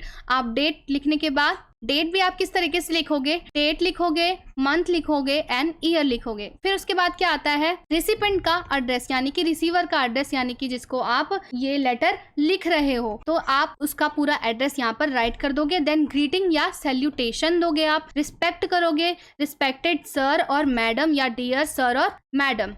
फिर उसके बाद आप क्या करोगे? यहाँ पे सब्जेक्ट बोलोगे, आपकी प्रॉब्लम क्या है, आप किस बारे में ये लेटर लिख रहे हो। देन आप स्टार्टिंग करोगे, यानी कि कंटेंट स्टार्ट करोगे, स्टार्टिंग लाइन होगी आपकी। फिर उसके बाद आप कंटेंट लिखोगे, यानी कि बॉडी लिखोगे उसकी कि हमें ये प्रॉब्लम है, इस तारीख को ये प्रॉब्लम हुई थी, आप जल्द से जल्द इसको ठीक करवा दीजिए, हमें इन प्रॉब्लम्स का सामना करना पड़ रहा है। देन आप क्लोजिंग लाइन लिखोगे कि मैं जल्द से जल्द इस प्रॉब्लम को सॉल्व होते हुए देखना चाहता हूँ, आशा करता हूँ कि आप जल्दी से इस प्रॉब्लम को सॉल्व करेंगे। तो आपको क्लोजिंग लाइन लिखनी है यहाँ पर। देन आप साइन ऑफ करेंगे, यानी कि योर सिंसियरली, यानी कि यहाँ पे सैल्यूटेशन देंगे, ग्रीटिंग्स देंगे। देन उसके बाद यहाँ पे आपका सिग्नेचर आएगा। फिर उसके बाद सेंडर का नाम आएगा। सेंडर का नाम अगर आपको क्वेश्चन में प्रोवाइडेड है तो आप क्वेश्चन में से ही उस सेंडर का नाम लिखिए। देन हम क्वेश्चन पे आते हैं। हमारा क्वेश्चन था कि हमें अपनी हाउसिंग सोसाइटी में लेक ऑफ पार्किंग स्पेस पे प्रॉब्लम थी, मतलब हमारे सोसाइटी में जो था पार्किंग स्पेस वो कम हो गया था, मतलब कार पार्क करने में रेजिडेंट्स को प्रॉब्लम हो रही थी, लोगों को प्रॉब्लम हो रही थी, तो उसके लिए लेटर ये लिखना है हमें। तो सबसे पहले फॉर्मेट में हमें क्या बताया था? Sender's address. सेंडर्स एड्रेस ले लिया,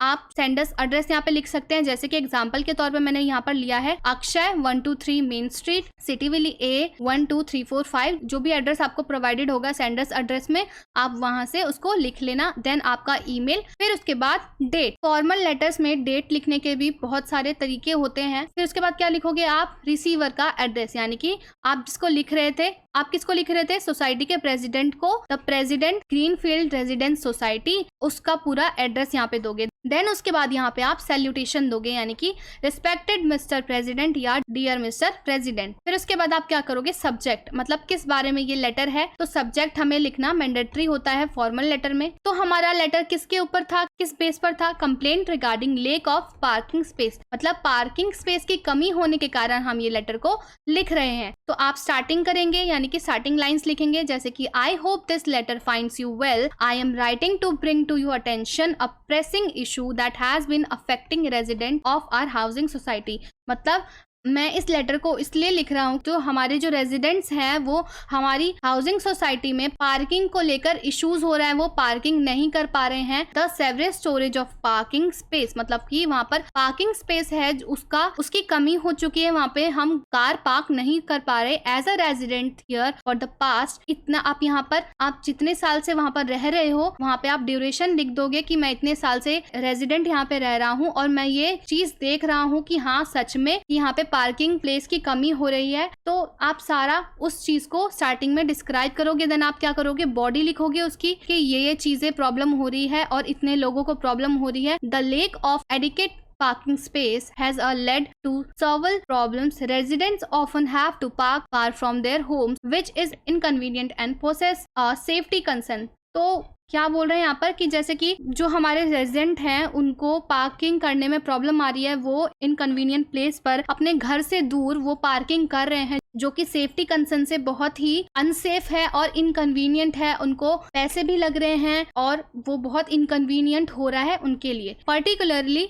ड्यूरिंग लेट आवर्स। तो मतलब कि जैसे कि अगर कोई लेट आता होगा पार्किंग करने के लिए, कोई भी स्पेस नहीं मिल रहा होगा और उसको पार्किंग करने के लिए कहीं और जाना पड़ता होगा, तो यहाँ पे वो समझा रहे हैं कि हमारे लिए इनकन्वीनियंट हो रहा है और सेफ्टी कंसर्न, तो हमारे लिए सेफ भी नहीं है, अनसेफ है। तो यहाँ पे हमें कंटेंट बॉडी में पूरा सब कुछ डिस्क्राइब कर देना है कि हमारी प्रॉब्लम क्या है और कब से हमें ये प्रॉब्लम हो रही है। देन आप उसके बाद क्या करोगे? इसकी क्लोजिंग करोगे। I urge you to initiate a dialogue among residents and take proactive steps to elevate this issue. वो क्या बोल रहे हैं कि मैं आशा करता हूँ तो आप इस सोसाइटी के सभी निवासियों से बात करेंगे और इस प्रॉब्लम को जल्द से जल्द ठीक करवाएंगे। फिर आप क्या करोगे?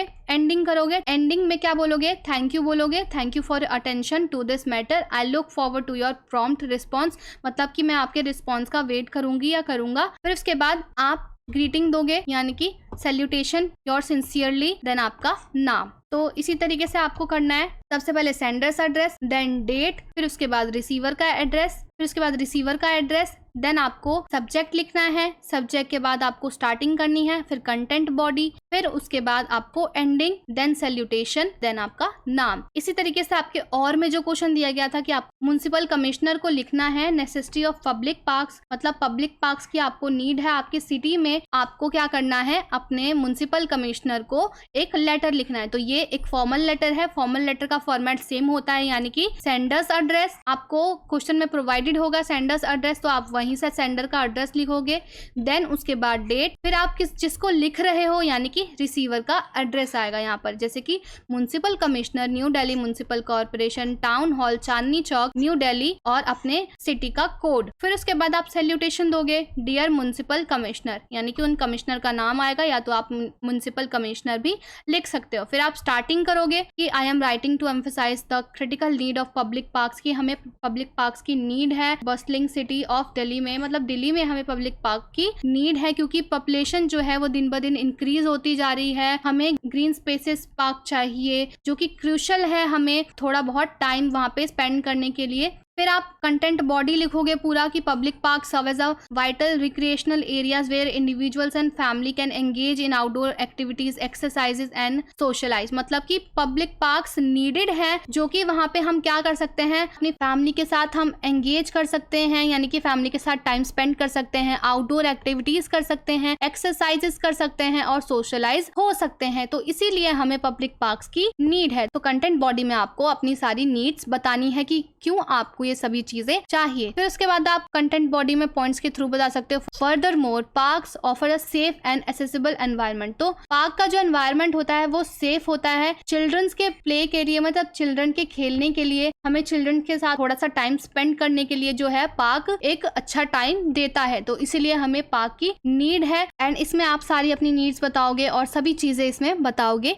कि जब कोई भी पार्क बनेगा तो उसमें हम बहुत सारे प्लांट करेंगे एंड हम अपने एनवायरनमेंट को भी सेव कर सकते हैं। देन उसके बाद आप क्या करोगे, क्लोजिंग लाइन लिखोगे, I urge the municipality to prioritize the development and maintenance of public parks across various neighbourhoods in Delhi. तो वो क्या बोलते हैं कि मैं चाहता हूँ कि जल्द से जल्द जो हमारे सिटी में जो है पब्लिक पार्क का डेवलपमेंट स्टार्ट हो। एंड इसी तरीके से आप इस लेटर की एंडिंग करोगे। देन उसके बाद आप एंडिंग लाइन्स में आप लिखोगे, thank you for your considering the importance of public park in our city landscape, your sincerely, यानी कि यहाँ पे आप क्या करोगे, सैल्यूटेशन दोगे। देन उसके बाद अपना नाम लिखोगे। तो ये क्वेश्चन यहीं पर एंड होता है। इसी तरीके से ये दोनों फॉर्मल लेटर्स थे। फॉर्मल लेटर का फॉर्मेट सेम होता है, आपको बस ये फॉर्मेट को समझना है और इसी फॉर्मेट के बेसिस पे आपको अपने क्वेश्चन के आंसर्स को कंप्लीट करना है। नेक्स्ट क्वेश्चन है आपका, give a detail introduction of the central protagonist of a book that you have recently read. यहाँ पे क्या बोला गया है कि आपको एक डिटेल इंट्रोडक्शन देना है सेंट्रल प्रोटैगोनिस्ट। प्रोटैगोनिस्ट क्या होता है, एक नायक, यानी कि एक मेन कैरेक्टर उस बुक का या उस स्टोरी का। रिसेंटली आपने जो एक बुक पढ़ी है उसके प्रोटैगोनिस्ट यानी कि नायक की मेन कैरेक्टर के बारे में आपको डिटेल इंट्रोडक्शन देना है, उसके बारे में सब कुछ बताना है जो आपने रिसेंटली अभी पढ़ा है। तो हमारे सिलेबस में बुक रिव्यू दे रखा था Dan Brown Angels and Demon का, तो हम इसी को लेकर चलेंगे। इसी बुक के मेन कैरेक्टर यानी कि मेन प्रोटैगोनिस्ट के बारे में हम डिटेल इंट्रोडक्शन करने वाले हैं। इसी के और में आपको करना है, write a blog on health and fitness in 400 to 600 word. एक ब्लॉग लिखना है हेल्थ और फिटनेस यानी कि स्वास्थ्य और सेहत पर आपको एक ब्लॉग लिखना है। तो सबसे पहले हम इस क्वेश्चन को कंप्लीट करते हैं कि सेंट्रल प्रोटैगोनिस्ट के बारे में हम डिटेल इंट्रोडक्शन को किस तरीके से लिखेंगे। सबसे पहले हम टाइटल देंगे, कौन सी बुक पढ़ी है, जो कि है एंजल्स एंड डीमंस। ऑथर कौन है उसके, डैन ब्राउन। फिर उसके बाद सेंट्रल प्रोटैगोनिस्ट कौन है इसमें, मेन कैरेक्टर कौन है इसमें, यानी कि रॉबर्ट लैंगडन। रॉबर्ट लैंगडन है इसके सेंट्रल प्रोटैगोनिस्ट। फिर आप स्टार्टिंग कैसे करेंगे कि जैसे मैंने रिसेंटली डैन ब्राउन की एंजल्स एंड डीमंस की बुक पढ़ी है जो कि इन्होंने इस ईयर में लिखा था, आप उसके बारे में पूरा ईयर के बारे में डिस्क्रिप्शन दे देंगे और उसमें क्या क्या चीजें बताई है। जैसे कि यहाँ पे बताया है कि रॉबर्ट लैंगडन जो थे एक हार्वर्ड यूनिवर्सिटी के प्रोफेसर थे जो कि सिंबोलॉजी एंड रिलीजियस इकोनोलॉजी के बारे में वहाँ पर पढ़ाते थे। तो रॉबर्ट लैंगडन जो थे एंजल्स और डीमंस के मुख्य पात्र यानी कि मुख्य प्रोटैगोनिस्ट यानी कि मेन कैरेक्टर थे, जो कि एक प्रोफेसर थे और उन्होंने क्या सीखा था, प्रतीक विज्ञान यानी कि सिंबोलॉजी और रिलीजियस इकोनोलॉजी यानी कि धार्मिक प्रतीक विज्ञान के बारे में उन्हें सब कुछ नॉलेज थी। वो इस यूनिवर्सिटी में इसी चीज के बारे में वहां पर पढ़ाते थे। इसी चीज के बारे में यहाँ पर सबसे पहले आपको डिस्क्रिप्शन करना है कि वो इस स्टोरी में कैसे कैरेक्टर थे और क्या चीजें करते थे। देन उसके बाद आप उनके बारे में और उनका कैरेक्टरिस्टिक बताओगे, वो दिखने में कैसे थे और वो किस तरीके की चीजें करते थे, या सिर्फ वो प्रोफेसर होने के बावजूद भी और कुछ चीजें करते थे। जैसे कि his character is rooted in academic riser and profound understanding symbols and their historical significance. मतलब प्रतीक विज्ञान से वो चीजें जो सीखते थे, यानी कि जो उनका कैरेक्टर था वो एकेडमिक राइजर था एंड प्रोफाउंड अंडरस्टैंडिंग मतलब वो बहुत समझदार थे सिंबल्स को और रिलीजियस सिंबल्स को जानने में। यानी कि किस चीज के प्रोफेसर थे वो, सिंबोलॉजी और रिलीजियस इकोनोलॉजी के। जो स्टोरी है उनकी इन्हीं हिस्टोरिकल सिग्निफिकेंस पर आधारित है। इसके बाद आप उनके कैरेक्टर्स के बारे में पूरी डिस्क्रिप्शन दोगे पॉइंट्स में। देन उसके बाद आप बताओगे कि उनका जो कैरेक्टर था वो एक और तरीके से डिफाइन किया गया था, स्पेक्टिज्म से। स्पेक्टिज्म से यहाँ पे किसी भी चीज की पड़ताल जब करते थे तो वो बहुत गहराई में जाके इन्वेस्टिगेट करते थे, उनको नई नई चीज जानने में बहुत अच्छा लगता था। मतलब उनका माइंड जो था स्पेक्टिकल माइंड सेट था पूरा, मतलब उनको इन्वेस्टिगेशन करने में बहुत अच्छा लगता था और वो समझदारी से कोई भी चीज को सॉल्व कर सकते थे। तो आप यहाँ पर उनके कैरेक्टरिस्टिक्स के बारे में डिस्क्राइब करेंगे। देन आप उनके फिजिकल अपीयरेंस के बारे में डिस्क्राइब करेंगे कि वो किस तरीके से दिखते थे और उनका काम क्या था और इस स्टोरी में उनका क्या रोल रहा है। पूरी स्टोरी लाइन को आप उनसे रिलेट करते हुए सभी स्टोरीज को यहाँ पर डिस्क्राइब करोगे। फिर उसके बाद आप लास्ट में रिकमेंड करोगे कि लैंगडन के बारे में आपको पढ़ना चाहिए क्योंकि इनसे हमें बहुत सारी चीजें सीखने को मिलती हैं। बहुत नए नए विज्ञान के बारे में, साइंस के बारे में सीखने को मिलता है जो कि बहुत क्रूशियल है, आज के टाइम पर बहुत ज्यादा इंपॉर्टेंट है। बुक रिव्यू, मूवी रिव्यू आप लिखते हो, लास्ट में आपको रिकमेंडेशन देना इंपॉर्टेंट है कि आप मूवी सजेस्ट करते करते हो या ये स्टोरी या ये बुक सजेस्ट करते हो पढ़ने के लिए, जिससे कि लोगों को इंस्पिरेशन मिले और मॉरल ऑफ द स्टोरी मिले। तो इसी तरीके से आपको मेन प्रोटैगोनिस्ट के बारे में लिखना है, जो कि आपके सिलेबस में दिया गया था डैन ब्राउन के द्वारा एंजल्स एंड डीमंस में, जो कि थे हमारे रॉबर्ट लैंगडन। क्वेश्चन में आपको सेम पूछा नहीं जाएगा, लेकिन आपको बोल दिया जाएगा कि आपने जो भी रिसेंटली कोई भी बुक पढ़ी है तो उसके मेन नायक यानी कि मेन प्रोटैगोनिस्ट के बारे में आपको बताना है। फिर उसके बाद आपका और में क्वेश्चन था right a blog on health and fitness in 400 to 600 words. अब हम ब्लॉग किस तरीके से लिखते हैं और ब्लॉग होता क्या है वो देखते हैं। ब्लॉग एक इस तरीके का वेब इंटरफेस होता है जो हमें चीजों के बारे में जानकारी यानी कि इंफॉर्मेशन देता है। हमने कोई भी अगर ब्लॉग आज तक देखा होगा तो ब्लॉग में सबसे पहले क्या आता है, हेडिंग यानी कि हेल्थ एंड फिटनेस। हमें क्वेश्चन में क्या दिया गया था कि हेल्थ एंड फिटनेस के बारे में आपको ब्लॉग लिखना है। फिर आप उसका एक टाइटल दे दोगे, title achieving optimal health and fitness a comprehensive guide. तो आप इस तरीके से एक हेडिंग देने के बाद टाइटल दोगे, उसके बाद आप इंट्रोडक्शन दोगे कि in today's fast paced world maintaining good health and fitness is more crucial then ever. तो आजकल की भागती दौड़ती दुनिया में हमें अपने सेहत को मेंटेन करके चलना चाहिए, अपने हेल्थ का ख्याल रखते हुए चलना चाहिए। हमेशा इंट्रोडक्शन में हम जो भी चीजें लिखते हैं वो पॉजिटिव चीजें लिखते हैं। फिर उसके बाद आप यहाँ पे बताओगे कि इन दिस व्लॉग, इस ब्लॉग में हम ये सभी चीजें पढ़ने वाले हैं, मतलब कि यहाँ पे सब्जेक्ट आता है कि आपने क्या क्या चीजें बताने वाले हो। इसमें ब्लॉग में कुछ इंट्रोडक्शन के बाद इमेजेस भी प्रोवाइड की जाती है, जैसे कि यहाँ पे प्रोवाइड किया गया है। आपको इमेजेस भी वहां पर क्रिएट करना पड़ेगा। एग्जाम्स में अगर आप लिखते हैं तो आप पॉइंट्स लिख सकते हैं। अगर आपको इमेजेस का ज्यादा ज्ञान है यानी कि ज्यादा इन्फॉर्मेशन है तो आप इमेजेस वहां पर बना सकते हैं। फिर उसके बाद आप सब पॉइंट्स लिखते हैं उसके, जैसे कि importance of health and fitness. आपने यहाँ पे सब पॉइंट लिख दिया, देन उसको आप एक्सप्लेन करोगे विद एन एग्जाम्पल। एग्जाम्पल के थ्रू कोई भी चीज आप एक्सप्लेन करते हो तो वो रीडर्स के लिए ज्यादा इफेक्टिव होता है, पढ़ने में ज्यादा जल्दी समझ में आता है। जैसे कि यहाँ पे लिखा गया है health and fitness are not merely about physical appearance, मतलब ये सिर्फ फिजिकल अपीयरेंस के लिए नहीं होता है। दे एनकम्पास ओवरऑल वेल बीइंग, हमारी अच्छी सेहत के लिए भी होता है, including mental health and emotional aspect, मतलब हमारी मेंटल हेल्थ के लिए और हमारे भावनात्मक एस्पेक्ट्स के लिए भी जो हेल्थ और फिटनेस है वो बहुत इंपॉर्टेंट है। तो हमें क्या क्या करते रहना चाहिए, रेगुलर एक्सरसाइज करते रहना चाहिए, बैलेंस डाइट लेना चाहिए और हमें अपनी सेहत के बारे में ज्यादा से ज्यादा सोचना चाहिए। फास्ट फूड नहीं खाना चाहिए। अगर हम ये डाइट मेंटेन नहीं करते हैं तो हम क्रोनिक डिसीज के भी शिकार हो सकते हैं, हमें डायबिटीज हो सकती है, कई तरह की बीमारियां हो सकती हैं जैसे कि कैंसर। इसी तरीके से सब पॉइंट के बाद आप उसको डिस्क्राइब करिए विद एन एग्जांपल। देन उसके बाद व्लॉग में इमेज आता है, इमेज के थ्रू थोड़ा सा बताया जाता है हेल्थ और फिटनेस के बारे में। फिर उसके बाद आता है की पॉइंट्स ऑफ हेल्दी लाइफस्टाइल्स, जैसे कि फिजिकल एक्टिविटी के थ्रू रनिंग, स्विमिंग और साइकिलिंग के थ्रू हम अपने आप को एक्टिव रख सकते हैं, हमारे मसल्स एक्टिव रह सकते हैं, जिससे कि हमारे बॉडी में फ्लेक्सिबिलिटी होगी। हम एक्सरसाइजेस के थ्रू स्ट्रेच कर सकते हैं, अपनी बॉडी को फ्लेक्सिबल बना सकते हैं। योगा से हम ठीक रह सकते हैं, अपने मोबिलिटी को इम्प्रूव कर सकते हैं और इंजरीज को रिकवर कर सकते हैं। फिर उसके बाद एक अच्छा न्यूट्रिशन एक अच्छे हेल्दी लाइफस्टाइल के लिए बहुत ज्यादा जरूरी है। अगर हम फास्ट फूड कंज्यूम करते हैं तो हम जब बीमार पड़ते हैं तो हमारी बॉडी जल्दी रिकवर नहीं कर पाती है उस चीज को। तो हमेशा हमें बैलेंस डाइट लेना चाहिए। Balance diet rich in fruits, जैसे कि फ्रूट्स खाना चाहिए, वेजिटेबल्स खाना चाहिए, लीन प्रोटीन्स वाले आइटम्स खाना चाहिए, होल ग्रेन्स वाली चीजें खानी चाहिए, जो हमें इसेंशियल न्यूट्रिशंस यानी कि जिस न्यूट्रिशंस की जरूरत है उस न्यूट्रिशंस वाले एलिमेंट को हमें कंज्यूम करना चाहिए, जो कि हमें एनर्जी देता है और वाइटलिटी देता है। हमें क्या क्या अवॉइड करना चाहिए, avoid excessive consumption of processed food नहीं खाना चाहिए, शुगरी ड्रिंक्स नहीं पीनी चाहिए। शुगर में बहुत सारी कैलोरीज होती है और हमारे सेहत के लिए वो अच्छा नहीं होता है। तो हमें ये सारी न्यूट्रिशन चीजें खानी चाहिए और जो हमें न्यूट्रिशन नहीं देता उन चीजों को अवॉइड करना चाहिए। फिर उसके बाद इसी तरीके से आप लिखोगे रेस्ट एंड रिकवरी। अच्छे हेल्थ के लिए हमें रेस्ट लेना बहुत जरूरी है। दिन भर जब हम काम करते रहेंगे तो हमारी सेहत अच्छी होगी, ये भी नीडेड नहीं है, क्योंकि एक टाइम पे हमारी बॉडी को भी रेस्ट चाहिए होता है और हमारे मेंटल हेल्थ को भी रेस्ट चाहिए होता है। तो हमें टाइम टू टाइम स्लीप लेनी चाहिए और जल्दी सोना चाहिए, जल्दी उठना चाहिए, जो कि हमारे टिश्यूज को रिपेयर करता है और जो हमारी याद करने की क्षमता है उसको बढ़ाता है, हार्मोन्स को रेगुलेट करता है। तो इस तरीके से आप बेनिफिशियल चीजें लिख देंगे एक व्लॉग में। अगर आप एक व्लॉग में पॉजिटिव चीजों के बारे में बता रहे हो तो आप उसमें पॉजिटिव चीजें बताइए। अगर आप उसके अब्यूजेस बता रहे हैं तो आपको उसके अब्यूजेस भी बताने होंगे विद एन इमेज, जैसा कि यहाँ पर यूज किया गया है। फिर आप उस व्लॉग में कुछ टिप्स दे सकते हैं for implementing health and fitness goal, मतलब कि हेल्थ एंड फिटनेस के लिए कि कुछ ऐसे टिप्स जो हमारी सेहत को ठीक करे। तो हमें कुछ ऐसे रियलिस्टिक गोल्स को सेट करना चाहिए चाहिए, हमारी बॉडी के प्रोग्रेस के लिए वो अच्छा हो। फिर उसके बाद फाइंड इंजॉयबल एक्टिविटीज, जैसे कि कुछ ऐसे एक्टिविटीज को इंक्लूड करना चाहिए जिससे कि हम वो एक्टिविटी करें भी, हमें उसको करके खुशी भी मिले। तो कुछ एक्सरसाइजेस सेलेक्ट करने चाहिए, जैसे कि हम डांस कर सकते हैं, योगा कर सकते हैं, ऐसी बहुत सारी एक्टिविटीज को कर सकते हैं। फिर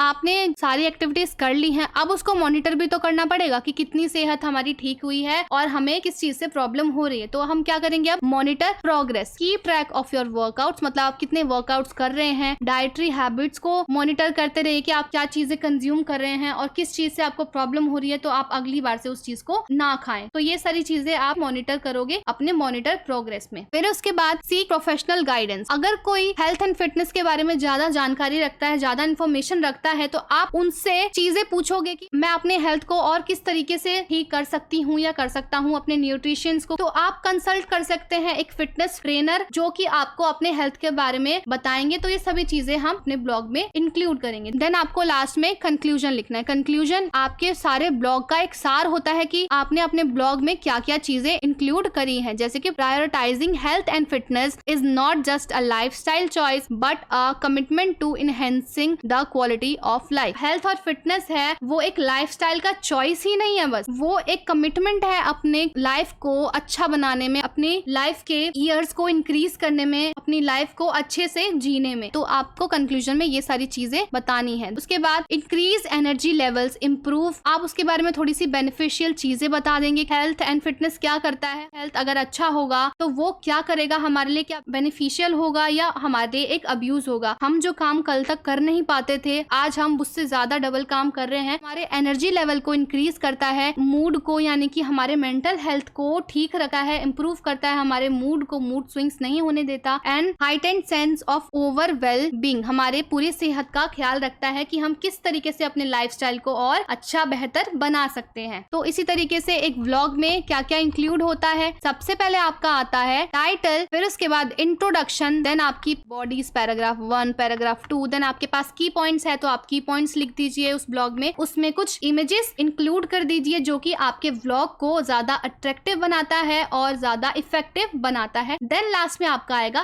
कंक्लूजन। कंक्लूजन में सारे व्लॉग का सार आता है। तो हमारे सभी इंपॉर्टेंट क्वेश्चन एंड आंसर्स यहीं पर एंड होते हैं। अगर आपको कोई भी क्वेश्चन में प्रॉब्लम है या कोई भी डाउट आता है तो आप मुझे कमेंट में पूछ सकते हैं एंड इस नोट्स की लिंक आपको डिस्क्रिप्शन बॉक्स में मिल जाएगी, आप वहां से इसको डाउनलोड कर सकते हैं। तो मिलते हैं अपने नेक्स्ट वीडियो में, तब तक के लिए सभी को बाय एंड थैंक यू।